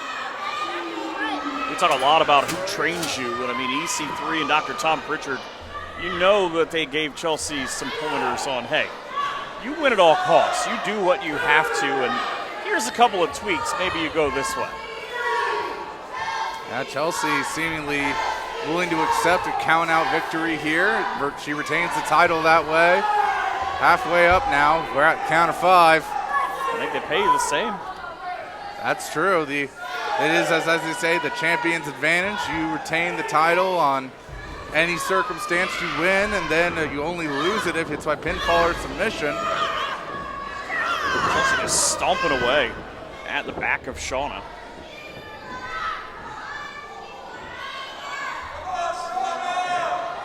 Chelsea once again head first into the ring post for Shauna. Really just doing a lot of head-focused offense. I don't know if she's probably remembering what she did to her last month with the chair shot that took her out of action in that match, but is it on an ethical level really a safe thing to do? I mean, like, Joe Lopez is warning her, says, hey, open up those fists, at least try to make them palms, but you have to wonder, like, what state is Shauna in as she's taking this offense? Whatever state it is, she's worse for wear now. I can't believe, though, that with that kind of move, Chelsea, now she goes for the cover. 1. Only a 1, though. The head offense just continuing to stomp away and pound away. So Chelsea, and you got to wonder, too, you know, we saw Paris earlier on.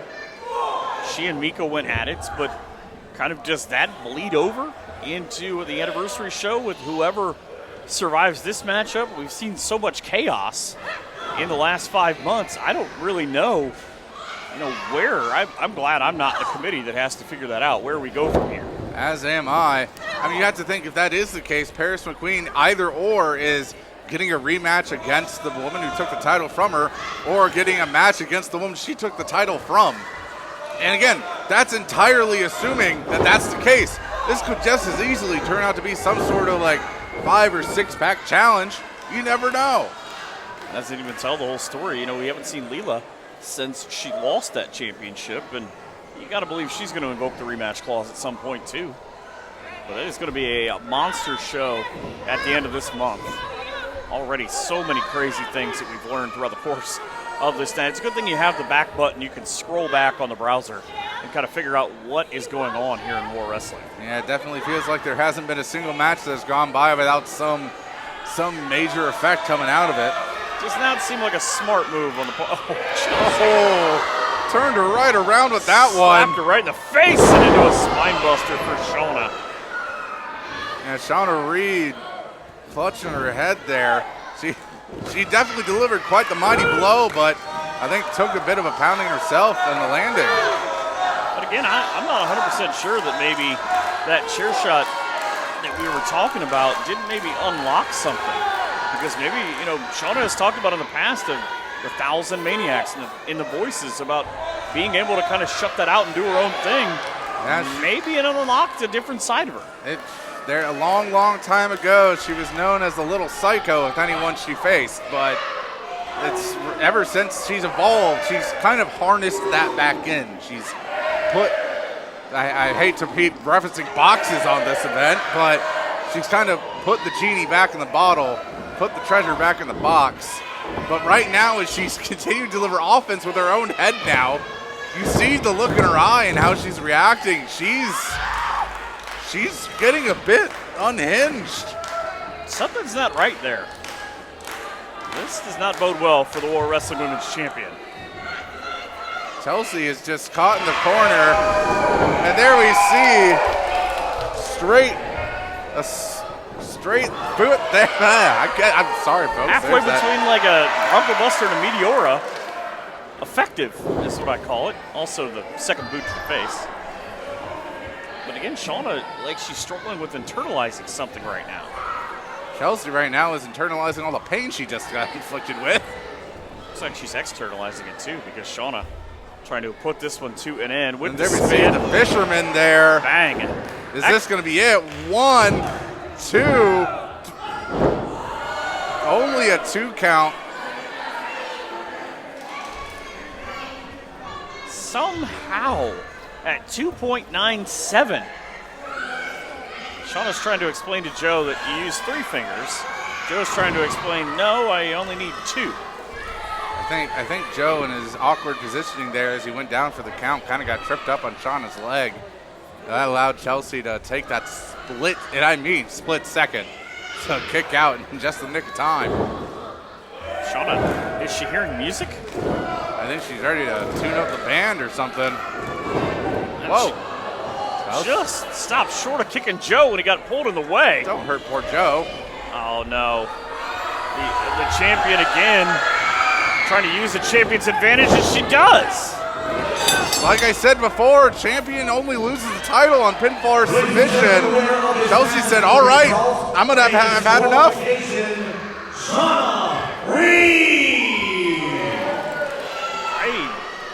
You talk a lot about repercussions. Shauna is the winner. So,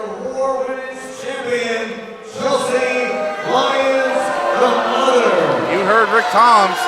Chelsea, like I said, I think she just had enough. I think she's pretty much said, all right, I see what's happening here. I'm not risking it. I'm going to take the DQ. I don't care if it leaves me to less pay.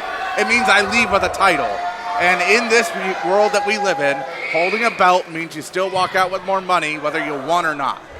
Oh, and Shauna sat straight up. I don't think Chelsea just realized, yeah, that's fine. I'm on my way out.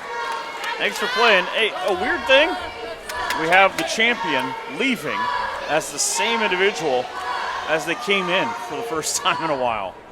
Very, very rare occurrence in 2026. Though, again, we said this earlier, what does this mean for the anniversary show? Because now you have 2 people who have a claim to make to that title. You have someone who could be a contender, someone who lost by DQ. And again, any number of things can happen in the next 29 days. 28 days, rather. So, folks, we're going to keep an eye on this situation, but we got more coming. Shauna Reed, you may have been the queen around here for 3 years, and I respect you for that. But you know what, honey? Times change. Times are changing, and these days, I'm the queen around here. And if I gotta hit you with a chair, so be it. If I gotta DQ myself, so be it. If I gotta... If the air mysteriously disappears in your tires so you don't make it to the show, so be it. My point is I will do whatever it takes to keep my title, and I'm not getting rid of it until I say I'm ready to get rid of it. And if you don't like it, I have 3 words for you. Cry about it. Yeah, we're back here, boy. That's right. War 23, the Wolves, Jexy, Orlando. We're back. We're back, Kronos and Amos, we're back. And we're coming for you. There's not a damn thing that you can do about it. Take them. Kinda new to the puppies.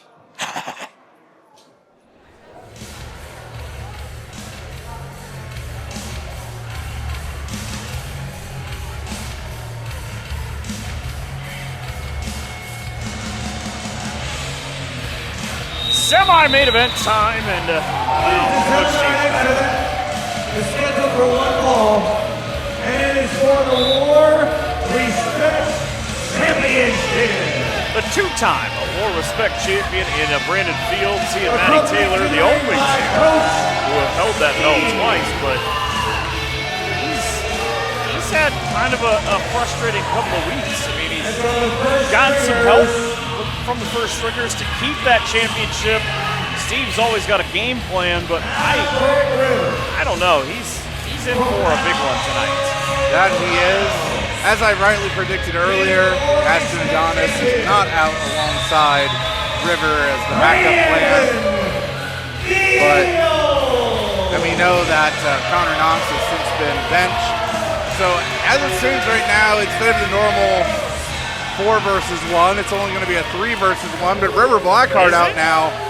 He's had quite the night he's had to deliver, huh? I don't think he's done yet. Ladies and gentlemen, unfortunately, Tony Gunn suffered an injury earlier in the week and is unable to make tonight's event. Fortunate news to hear about Tony Gunn. All the best wishes to him. Don't worry though, Brandon. Don't worry. I found a suitable replacement for tonight. Your opponent tonight, Nick Ultima! Already, Nick Ultima has made a habit of pulling out big wins in this promotion. Brandon Fields was celebrating. He thought he was getting a free night off. He was going to head down the street to the gas station, get himself a sandwich. But River Blackheart happened, and the thorn in the side of Coach Steve brought out Nick Ultima. And I like this matchup for Nick because despite the fact that he's going to be playing at a 3-on-1 disadvantage, you know that's going to happen. He's a terrific young wrestler, and he hits and strikes fast, and that's going to be a big thing against Brandon Fields. Yeah, he calls himself the Platinum Blade for a reason. He has sharpness and quickness of a master swordsman. He will come at you full speed and take your head off if you aren't looking. He's been circling around the War Respect Championship since he's shown up, really, in War about mid-2025. And ever since then, he feels like he's always just been one step away. It's just been just out of his reach. But now, tonight, he has the opportunity of a lifetime to fill in for Tony Gunn. Again, all the best wishes to him. We hope for quick and speedy recovery for his injury. But when Tony is inevitably healed and might have a chance again at this title, will it be Brandon Fields or will it be the ultimate opportunist, Nick Ultima? Could be anybody at this point. Because again, if he's not at the anniversary show, who knows what's happening there? Absolutely. I thought it was nice, by the way, of Nick Ultima to throw River Maverick his coat. River looked like he was cold. He didn't appreciate it. Yeah, he looks a bit chilled. He's wearing his sunglasses at night. I don't know what a goof is doing over there.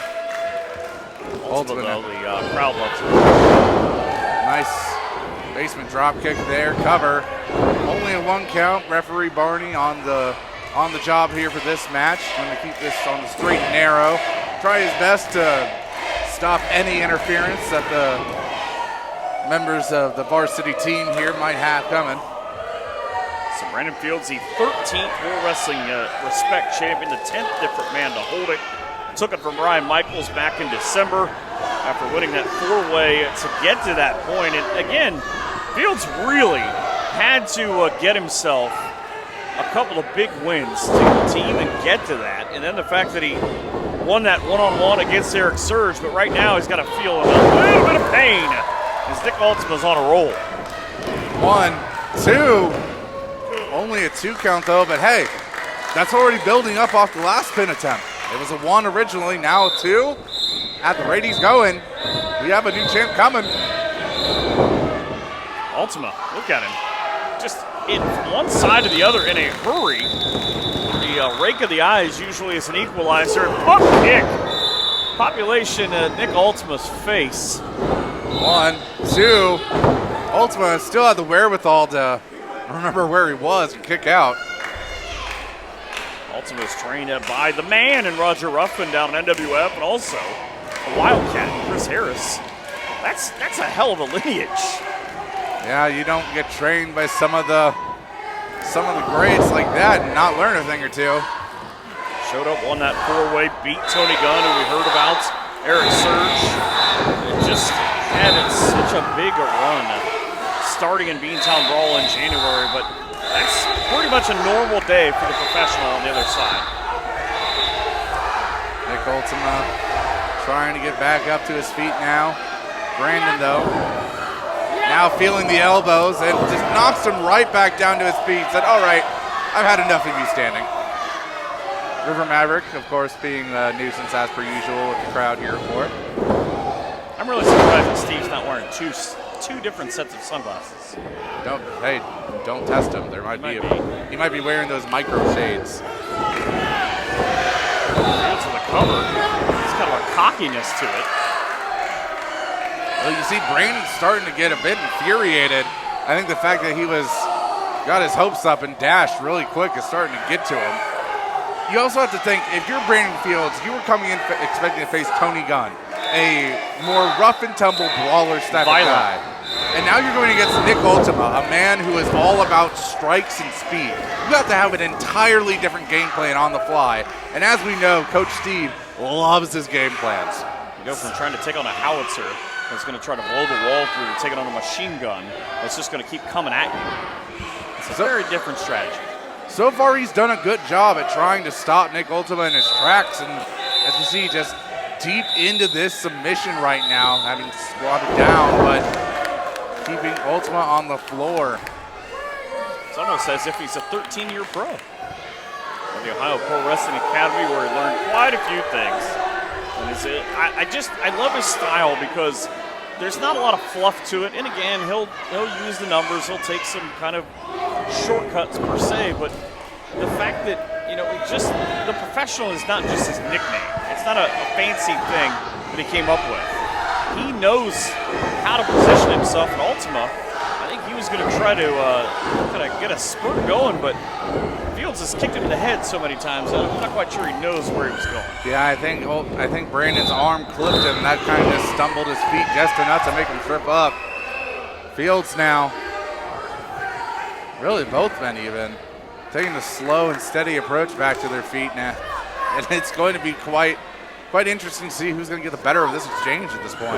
Brandon's made a career of being methodical. It doesn't matter if it's here or anywhere else. Championship gold just seems to find him. As he looks for the sleeper. Speaking of methodical, Nick Ultima is trapped in the center of the ring. He cannot reach anywhere to try and get out of this. He is purely at the mercy of Brandon Fields. And I think Ultima might be out. That goof River Mavericks over there thinking he already won. Barney now checking to be sure. One. Michael, I think Brandon's leaving with the retention here. He's going to have Steve stealing 30% of his money. 2 and all the way. It stays up for Ultima. See, now Brandon maybe has got to use a little more leverage because Ultima, being kind of a taller, leaner guy, is able to fight his way back to center. Throwing all the weight he can into those elbows to the midsection. Now ducking the lines. Ultima, crossbody. And another bit of a fist crossbody combo there. Brandon stumbles back to his feet. Here comes Nick. Right on target with the elbow and the face kick. Yep, the enziguri there to the back of the head. Oh, sweep out the legs. Ultima. This is going to hurt. Ready to kick out the spine. Shades Shade to the dead ringer there. And brought down to good measure, folks. I think we might have a new War Respect champion. I think River was thinking that too because he was on the other side. He's now praying for that not to happen again, but Ultima in charge. Chant of Nick. This crowd, they want to see this title change. They want Ultima to get ultimate victory. Look for the spin kick, and Fields caught him. Sends him right back into the corner. Brandon now paid for his own transgressions. Ultima looking to climb, and oh, here's River Maverick. Oh no. Oh, almost a stun gun. Right onto that steel cable, and here's the ripcord. Oh, Ultima getting out of the way. Scoops him up. Steve, he just pulled his foot. Barney, pay attention. One. Oh, come two. on, not like this. By hook or by crook. Playing the difference maker. The winner and still War Respect champion, Brandon. Well, game plan 1 is win. Game plan 2 is cheat.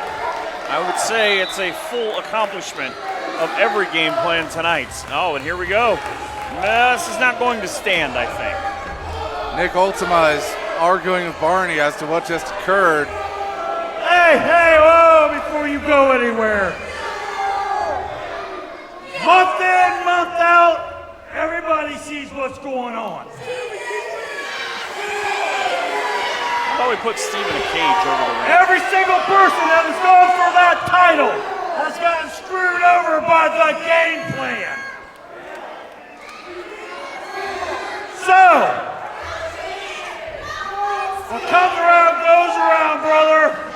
And the numbers aren't going to be in your favor at the anniversary show.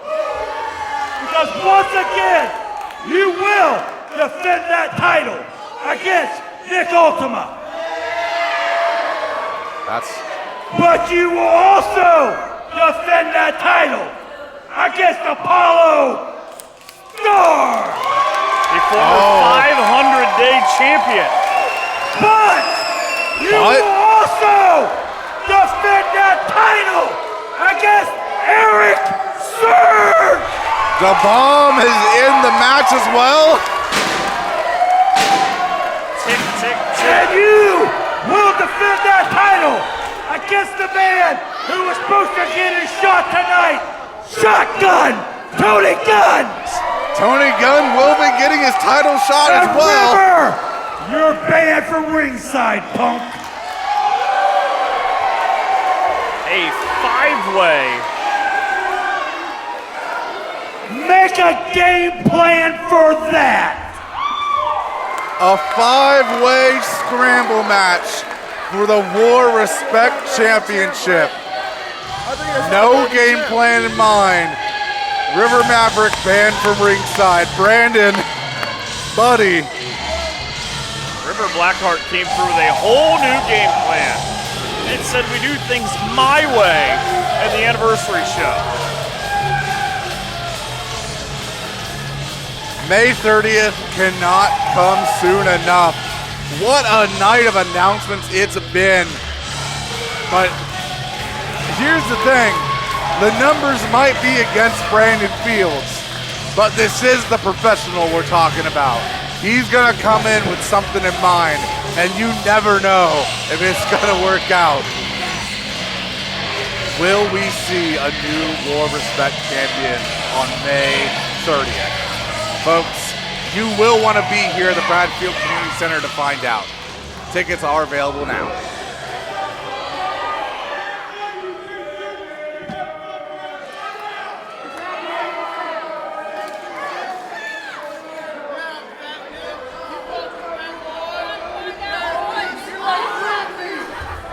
It's mine. It's always going to be mine. It's mine now. It's going to be mine forever. And I don't care how many people it throws at me. That's never going to change. I am the Respect champion.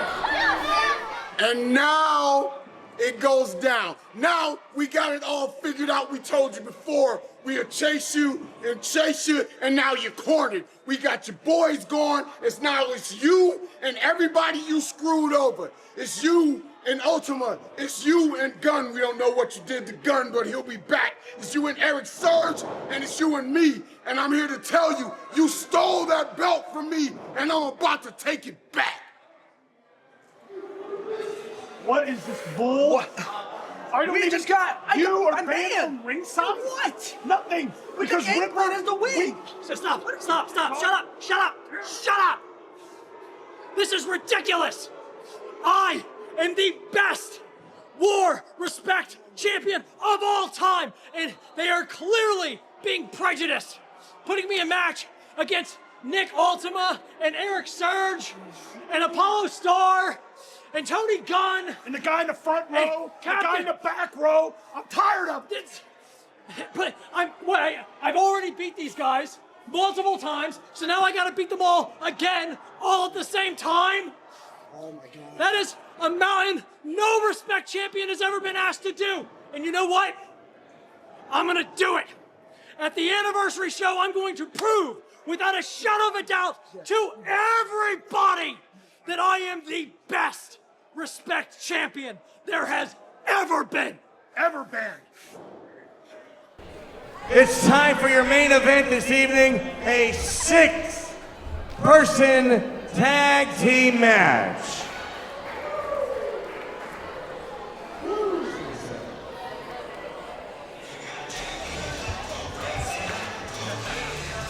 Main event time.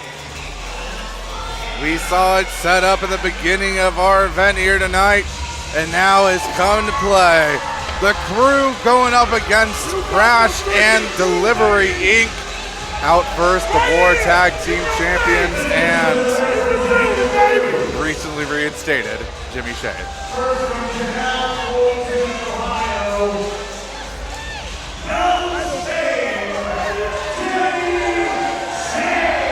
This did not go the way that the Krue had played.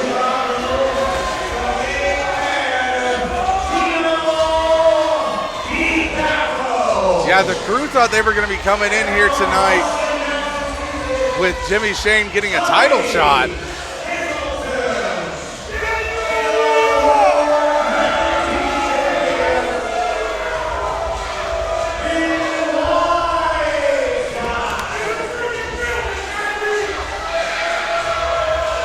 I had a conversation with Tommy earlier, and I'm still not sure what happened. He said a lot of things for a guy who said nothing. But I just kept thinking that I had to make sure to say the right thing because his hands are the size of a Buick, and I didn't want him to hit me. That's a common interaction with the Krue, I believe. Jimmy's a lot less happy and jovial, like I said, than he was earlier on. Well, like I said, he was expecting a title match tonight against that man. Lo and behold, that's not come to be the case. Little Dex, Dexter Dimension, Sam Wikked, Delivery Inc. And from Sawyersville, Kentucky, he's the king of the horses. He's a whole lot of dude. He's the War Heavyweight Champion,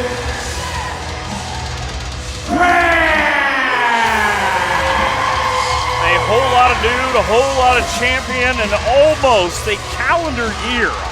336 days for the War Wrestling Champion in Crash. Won it in May of 25 at War 22, and just a violent, maybe one of the most, and this is saying something, matches that we have ever had in War Wrestling. And the very first War Wrestling Tag Team Champions in a Delivery Inc. taking on the current Tag Team Champions, and a man who thinks that he is the uncrowned champion in Jimmy Shane. We talked about things to unpack earlier. It's only apropos that Delivery Inc. is here to try to unpack all of this right now. Absolutely. Folks, on May 30th, Delivery Inc. will be going against the War Tag Team Champions, the Krue, the Wise Guys, Gino DiCapo and Tommy Hamilton. No word on what's going to be happening with Crash when it comes to defending his title yet. As of now, Jimmy Shane, he was expecting that title shot tonight, and that was since been relinquished from him in place with this match. So who knows what's going to come out of this, but one thing is for certain, as Delivery Inc. and Crash wait in the wings for them to get on in here, nothing but pure unadulterated violence is going to ensue. And again, Delivery Inc. trying to make themselves golden again, just as Crash is. But man, there is just, there's so much oddity to this matchup because, you know, I don't quite know where Delivery Inc. fits in with Crash, but they have one thing in common. All of them hate the Krue.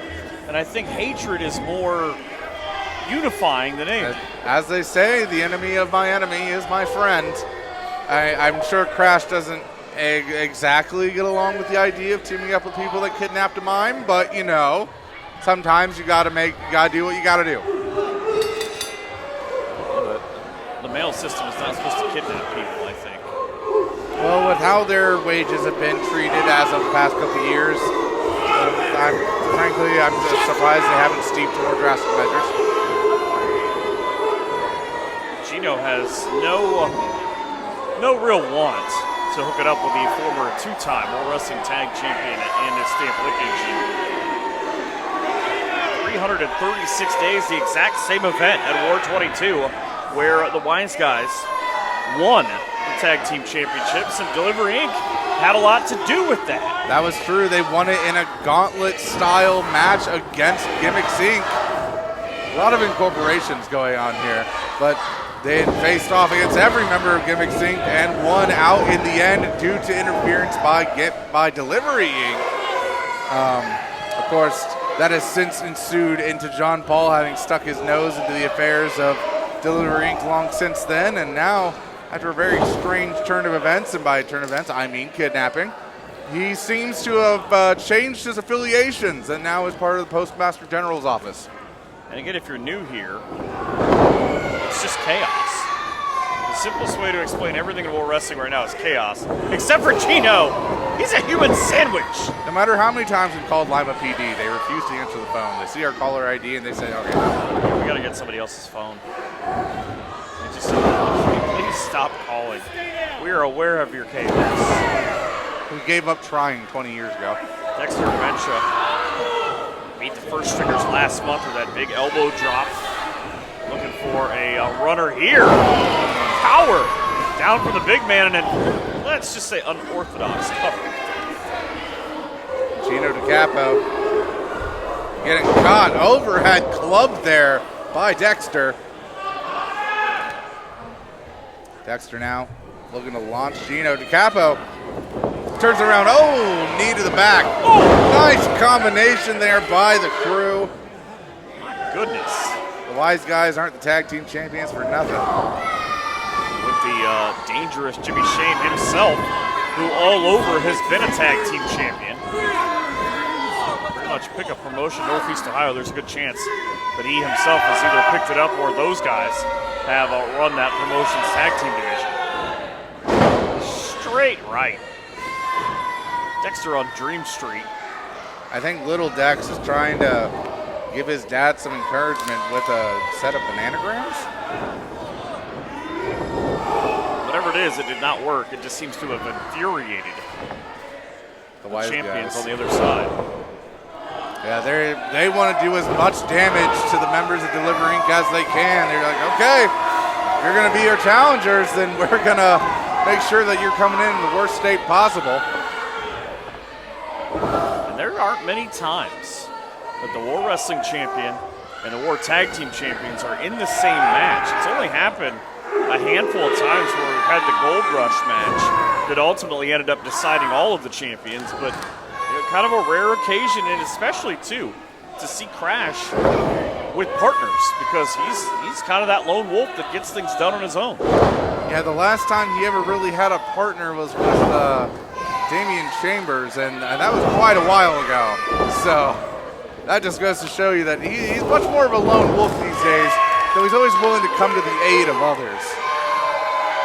Gino right now showing how it's done as he tries to take out the opposite side. And again, Gino, I give him all the flowers in the world because he's a smart thinking man's wrestler. He knows how to put the referee in a bad position by having to defend the other side and letting his buddies kind of run the world. And Jimmy Shane and Tommy Hamilton, they definitely know how to take advantage of every opportunity presented to them. You don't want to get into a fight with a man like Gino. A straight up fight. Those are some bad hombres over in that corner. Especially not outside of a wrestling ring. I can only say the word allegedly as I preface this, but rumor on the street says that he and Tommy allegedly have caused many a man to not feel so good the next morning. Yeah. And or not be seen the next morning. He just bit Jimmy's nose. Dex, I didn't know he was hungry, man. That's what the bananas were for. That all makes sense now. The bananagrams were just real bananas. Very well could be, but Jimmy able to turn the beat right back around. Said it's going to be May, and it's going to be me in charge. It's a clothesline duck by Dex and the double clothesline. Both men down. Jimmy closer to his corner. Dexter closer to the center of the ring. No P.O. box that he can help at any point. Dexter now, the first to get up to his feet. Oh, and he made the tag, and here comes Stamp. I just realized Tommy's wrestling with a hat on. Well, he's not anymore. The worst part is Stamp kind of had an odd going for that because he tripped over his partner on the way out. And the 3-on-1 immediately paying dividends. Jimmy Shane now taking advantage, keeping Stamp down onto the floor. You do not want to let him get back up to his feet. We've seen what Stamp Lickage is capable of doing. Last month, I believe it was, when Dexter was not here, we saw him compete on his own. And he did quite a levy of offense that you wouldn't expect from a man of his age. Or his size. Tommy now, he's probably angry. Probably trying to fight somebody because he lost his hat. Again, allegedly. By allegedly, I mean he told me the story. That he goes around just beating up people for no reason. He's got a pretty good lawyer. It's Foggy Nelson, I believe. Nelson and Murdoch, I think. Yeah, them guys. This is a pretty good law firm. Tommy just, again, it really doesn't matter. First it was Dexter, now it's Stamp. 3 guys on the other side, as close as any human beings can be. I mean, they don't call themselves the Krue for anything. These aren't just guys that show up and they're together on a wrestling show. These are guys that quite literally are together all the time and have built that camaraderie, and they just don't really like anybody but themselves. Yeah, they are, in a sense, you can call them blood brothers in a way, and to everyone else's detriment, they will make it your problem. Gino with a power slam, Tommy with a leg drop. You see the air that Tommy got as he went for that leg drop, too. And still, just a 2 count for Peachy Rodriguez. The wise guys proven right now why they are the War Tag Team Champions. Crash wanted to get on into this match, but to no avail. Once again, the Krue using every bit of opportunity they have available to them. And the only guy who has not been to this match is Crash. Yeah, he's tried stepping in on multiple points, but Peachy Rodriguez has never seen him make a tag, so you can't let him in. Yeah, Pro Wrestling Champion has been a spectator for the better part of 10 minutes while Delivery Inc. has been beaten pillar to post. Tommy now waiting in a massive side slam. You almost have to think that that's more like a mind game tactic. Throw Stamp towards you and just say, nope, you thought he's coming at you? Not today. Just dash every bit of hopes and dreams that you might have on your side. Jimmy Shane, meanwhile, not feeling too pleased that was only a 2 count, but he's also berating the fans there, giving them a finger wag. Jimmy also a little bit fired up, extra for this match, saying, you know what, whatever I have to go through, I've already beaten your little suspension. I did what I wanted. It was effective. now it's about me winning your little showcase or little punishment here. Speaking of punishment, and me, wow. There it is. Every time we see those two do them cartwheels, it never leads to a good result for their opponent. Bada bang and bada boom. 1, 2. But Jimmy is pretty much saying, hey, I don't get my title shot, that's fine. I'm going to destroy who you put in front of me, and I'm going to get my title shot. Yeah, he will definitely force his way into whatever situation he wants to happen, somehow or another. Just straight brutalization. Krue, but a mistake for Big Tom. Tommy can't get that one to go, and Gino missed too. Stamp needs to find every bit of power within himself to get that tag. He absolutely needs to get to the fresh man. And Crash is in. Bam! Bam! 3-2, sir. What a headbutt. Good Lord. Order up for some GABA to these ghouls. That's how it's done. Bang! And Crash saw it coming. Tag champs. Like he's a stack of pancakes. Treating them like they're nothing. Death Valley driver. Champion is the House of Fire you hear about. Crash is the war champion for a reason. And Jimmy Shane, this is the man you wanted a piece of. Why don't you come get him? Crash like he's demon hunting and Jimmy's a Sasha boy. Just trying to take him down and show everybody this is who Jimmy is. And I don't care because I'm going to destroy him. Wait, what the hell? Jake Eely. Come on. Right behind. Oh, Jake, you should not have done that. The match is thrown out, but the assault continues. See, the assault from Jake didn't matter to Crash, but now the Krue doing a beatdown can only mean so much. Delivery Inc. trying to get their piece of flesh as well. It's getting turned back around on them. What does this mean for anything going forward? I mean, oh, there's John Paul. He's going for Jimmy Shane. They have a history. I mean, everybody's got a history with Jimmy, but John Paul making it a now, and Will the Thrill. What's it? Gruesome Twosome? Costello, and what is happening? The whole locker room's emptying out now. Austin Elm. What in the world is going on? There are guys who weren't even involved in the initial conflict fighting each other now. It's just, we talked about chaos all night long, but why is our roster like this? Why do they just like fighting each other so much? You know, I know that fighting is the name of the game, but my goodness. All hell has broken loose. Crash and Will teaming up against Jimmy Shane. Oh, and Jimmy's lights just got knocked out. Bye, Jamie. Adios, Jimmy. Jimmy's out now. Now Brandon Fields and Ashton Adonis. It's not a battle royal, but there goes Tommy. The whole locker room. Ashton just said, nah, never mind, I'm gone. Ashton might be the smartest in the entire group. Nick Ultima now. Of course, he's going after Brandon Fields. And Appollo. Appollo has problems with just anybody in this ring. And Erik Surge, meanwhile. By Jake Eely. And now we see the participants of that match all just staring a butthole. To dissipate. Now, all four members of the Krue are gone now. Jimmy's trying to rally the troops. I don't think anyone realizes that the Krue is out of there. Clothesline from John Paul. Johnny Cisco, Nighty Night.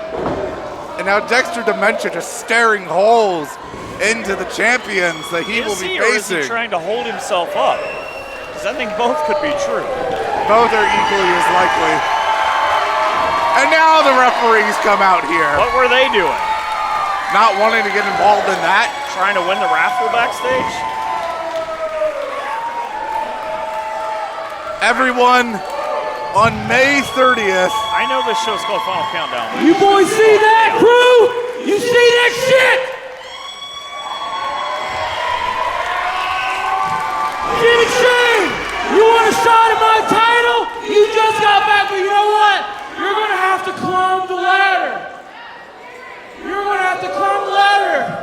maybe go through some tables, get hit with some chairs. Cause me and you, the main event of the anniversary show, tables, ladders, and chairs! Oh my! You just heard it from the champ himself. TLC match in the main event of the War Anniversary Show 2026. 28 days until Chaos continues to reign supreme. It is the champion holding court. So many things. Call your friends. Buy tickets now. Let's just do a quick rundown of all the craziness we've heard. 5-pack challenge, 5-pack scramble for the War Respect Championship. Orlando Christopher versus Beastman. Fans bring the weapons. War Tag Team titles on the line. Delivery Inc. versus Wise Guys. The main event TLC match for the War Championship. Crash versus Jimmy Shane. And that's not even all that's coming. We have a dog collar match against Jacob Rose and Ryan Michaels. And there's still more to come. The War Women's Championship will be on the line. It's been 1 year of a whole lot of champions. Guess what? After May 30th, it's going to be a whole nother year! Ohio at the Bradfield Community Center. It's going to be pure chaos. May 30th cannot come soon enough. This show dedicated to everyone who's back in gold, baby. Absolutely loved it. But come back and join us some more. For Bryce T, I'm Michael McCormick. Have a great night and an even better tomorrow for all of us here at War Wrestling. Thank you, and everyone, peace. One thing you should know about Lima, don't you ever disrespect the residents of Lima. Let me hear it. That's what I'm talking about.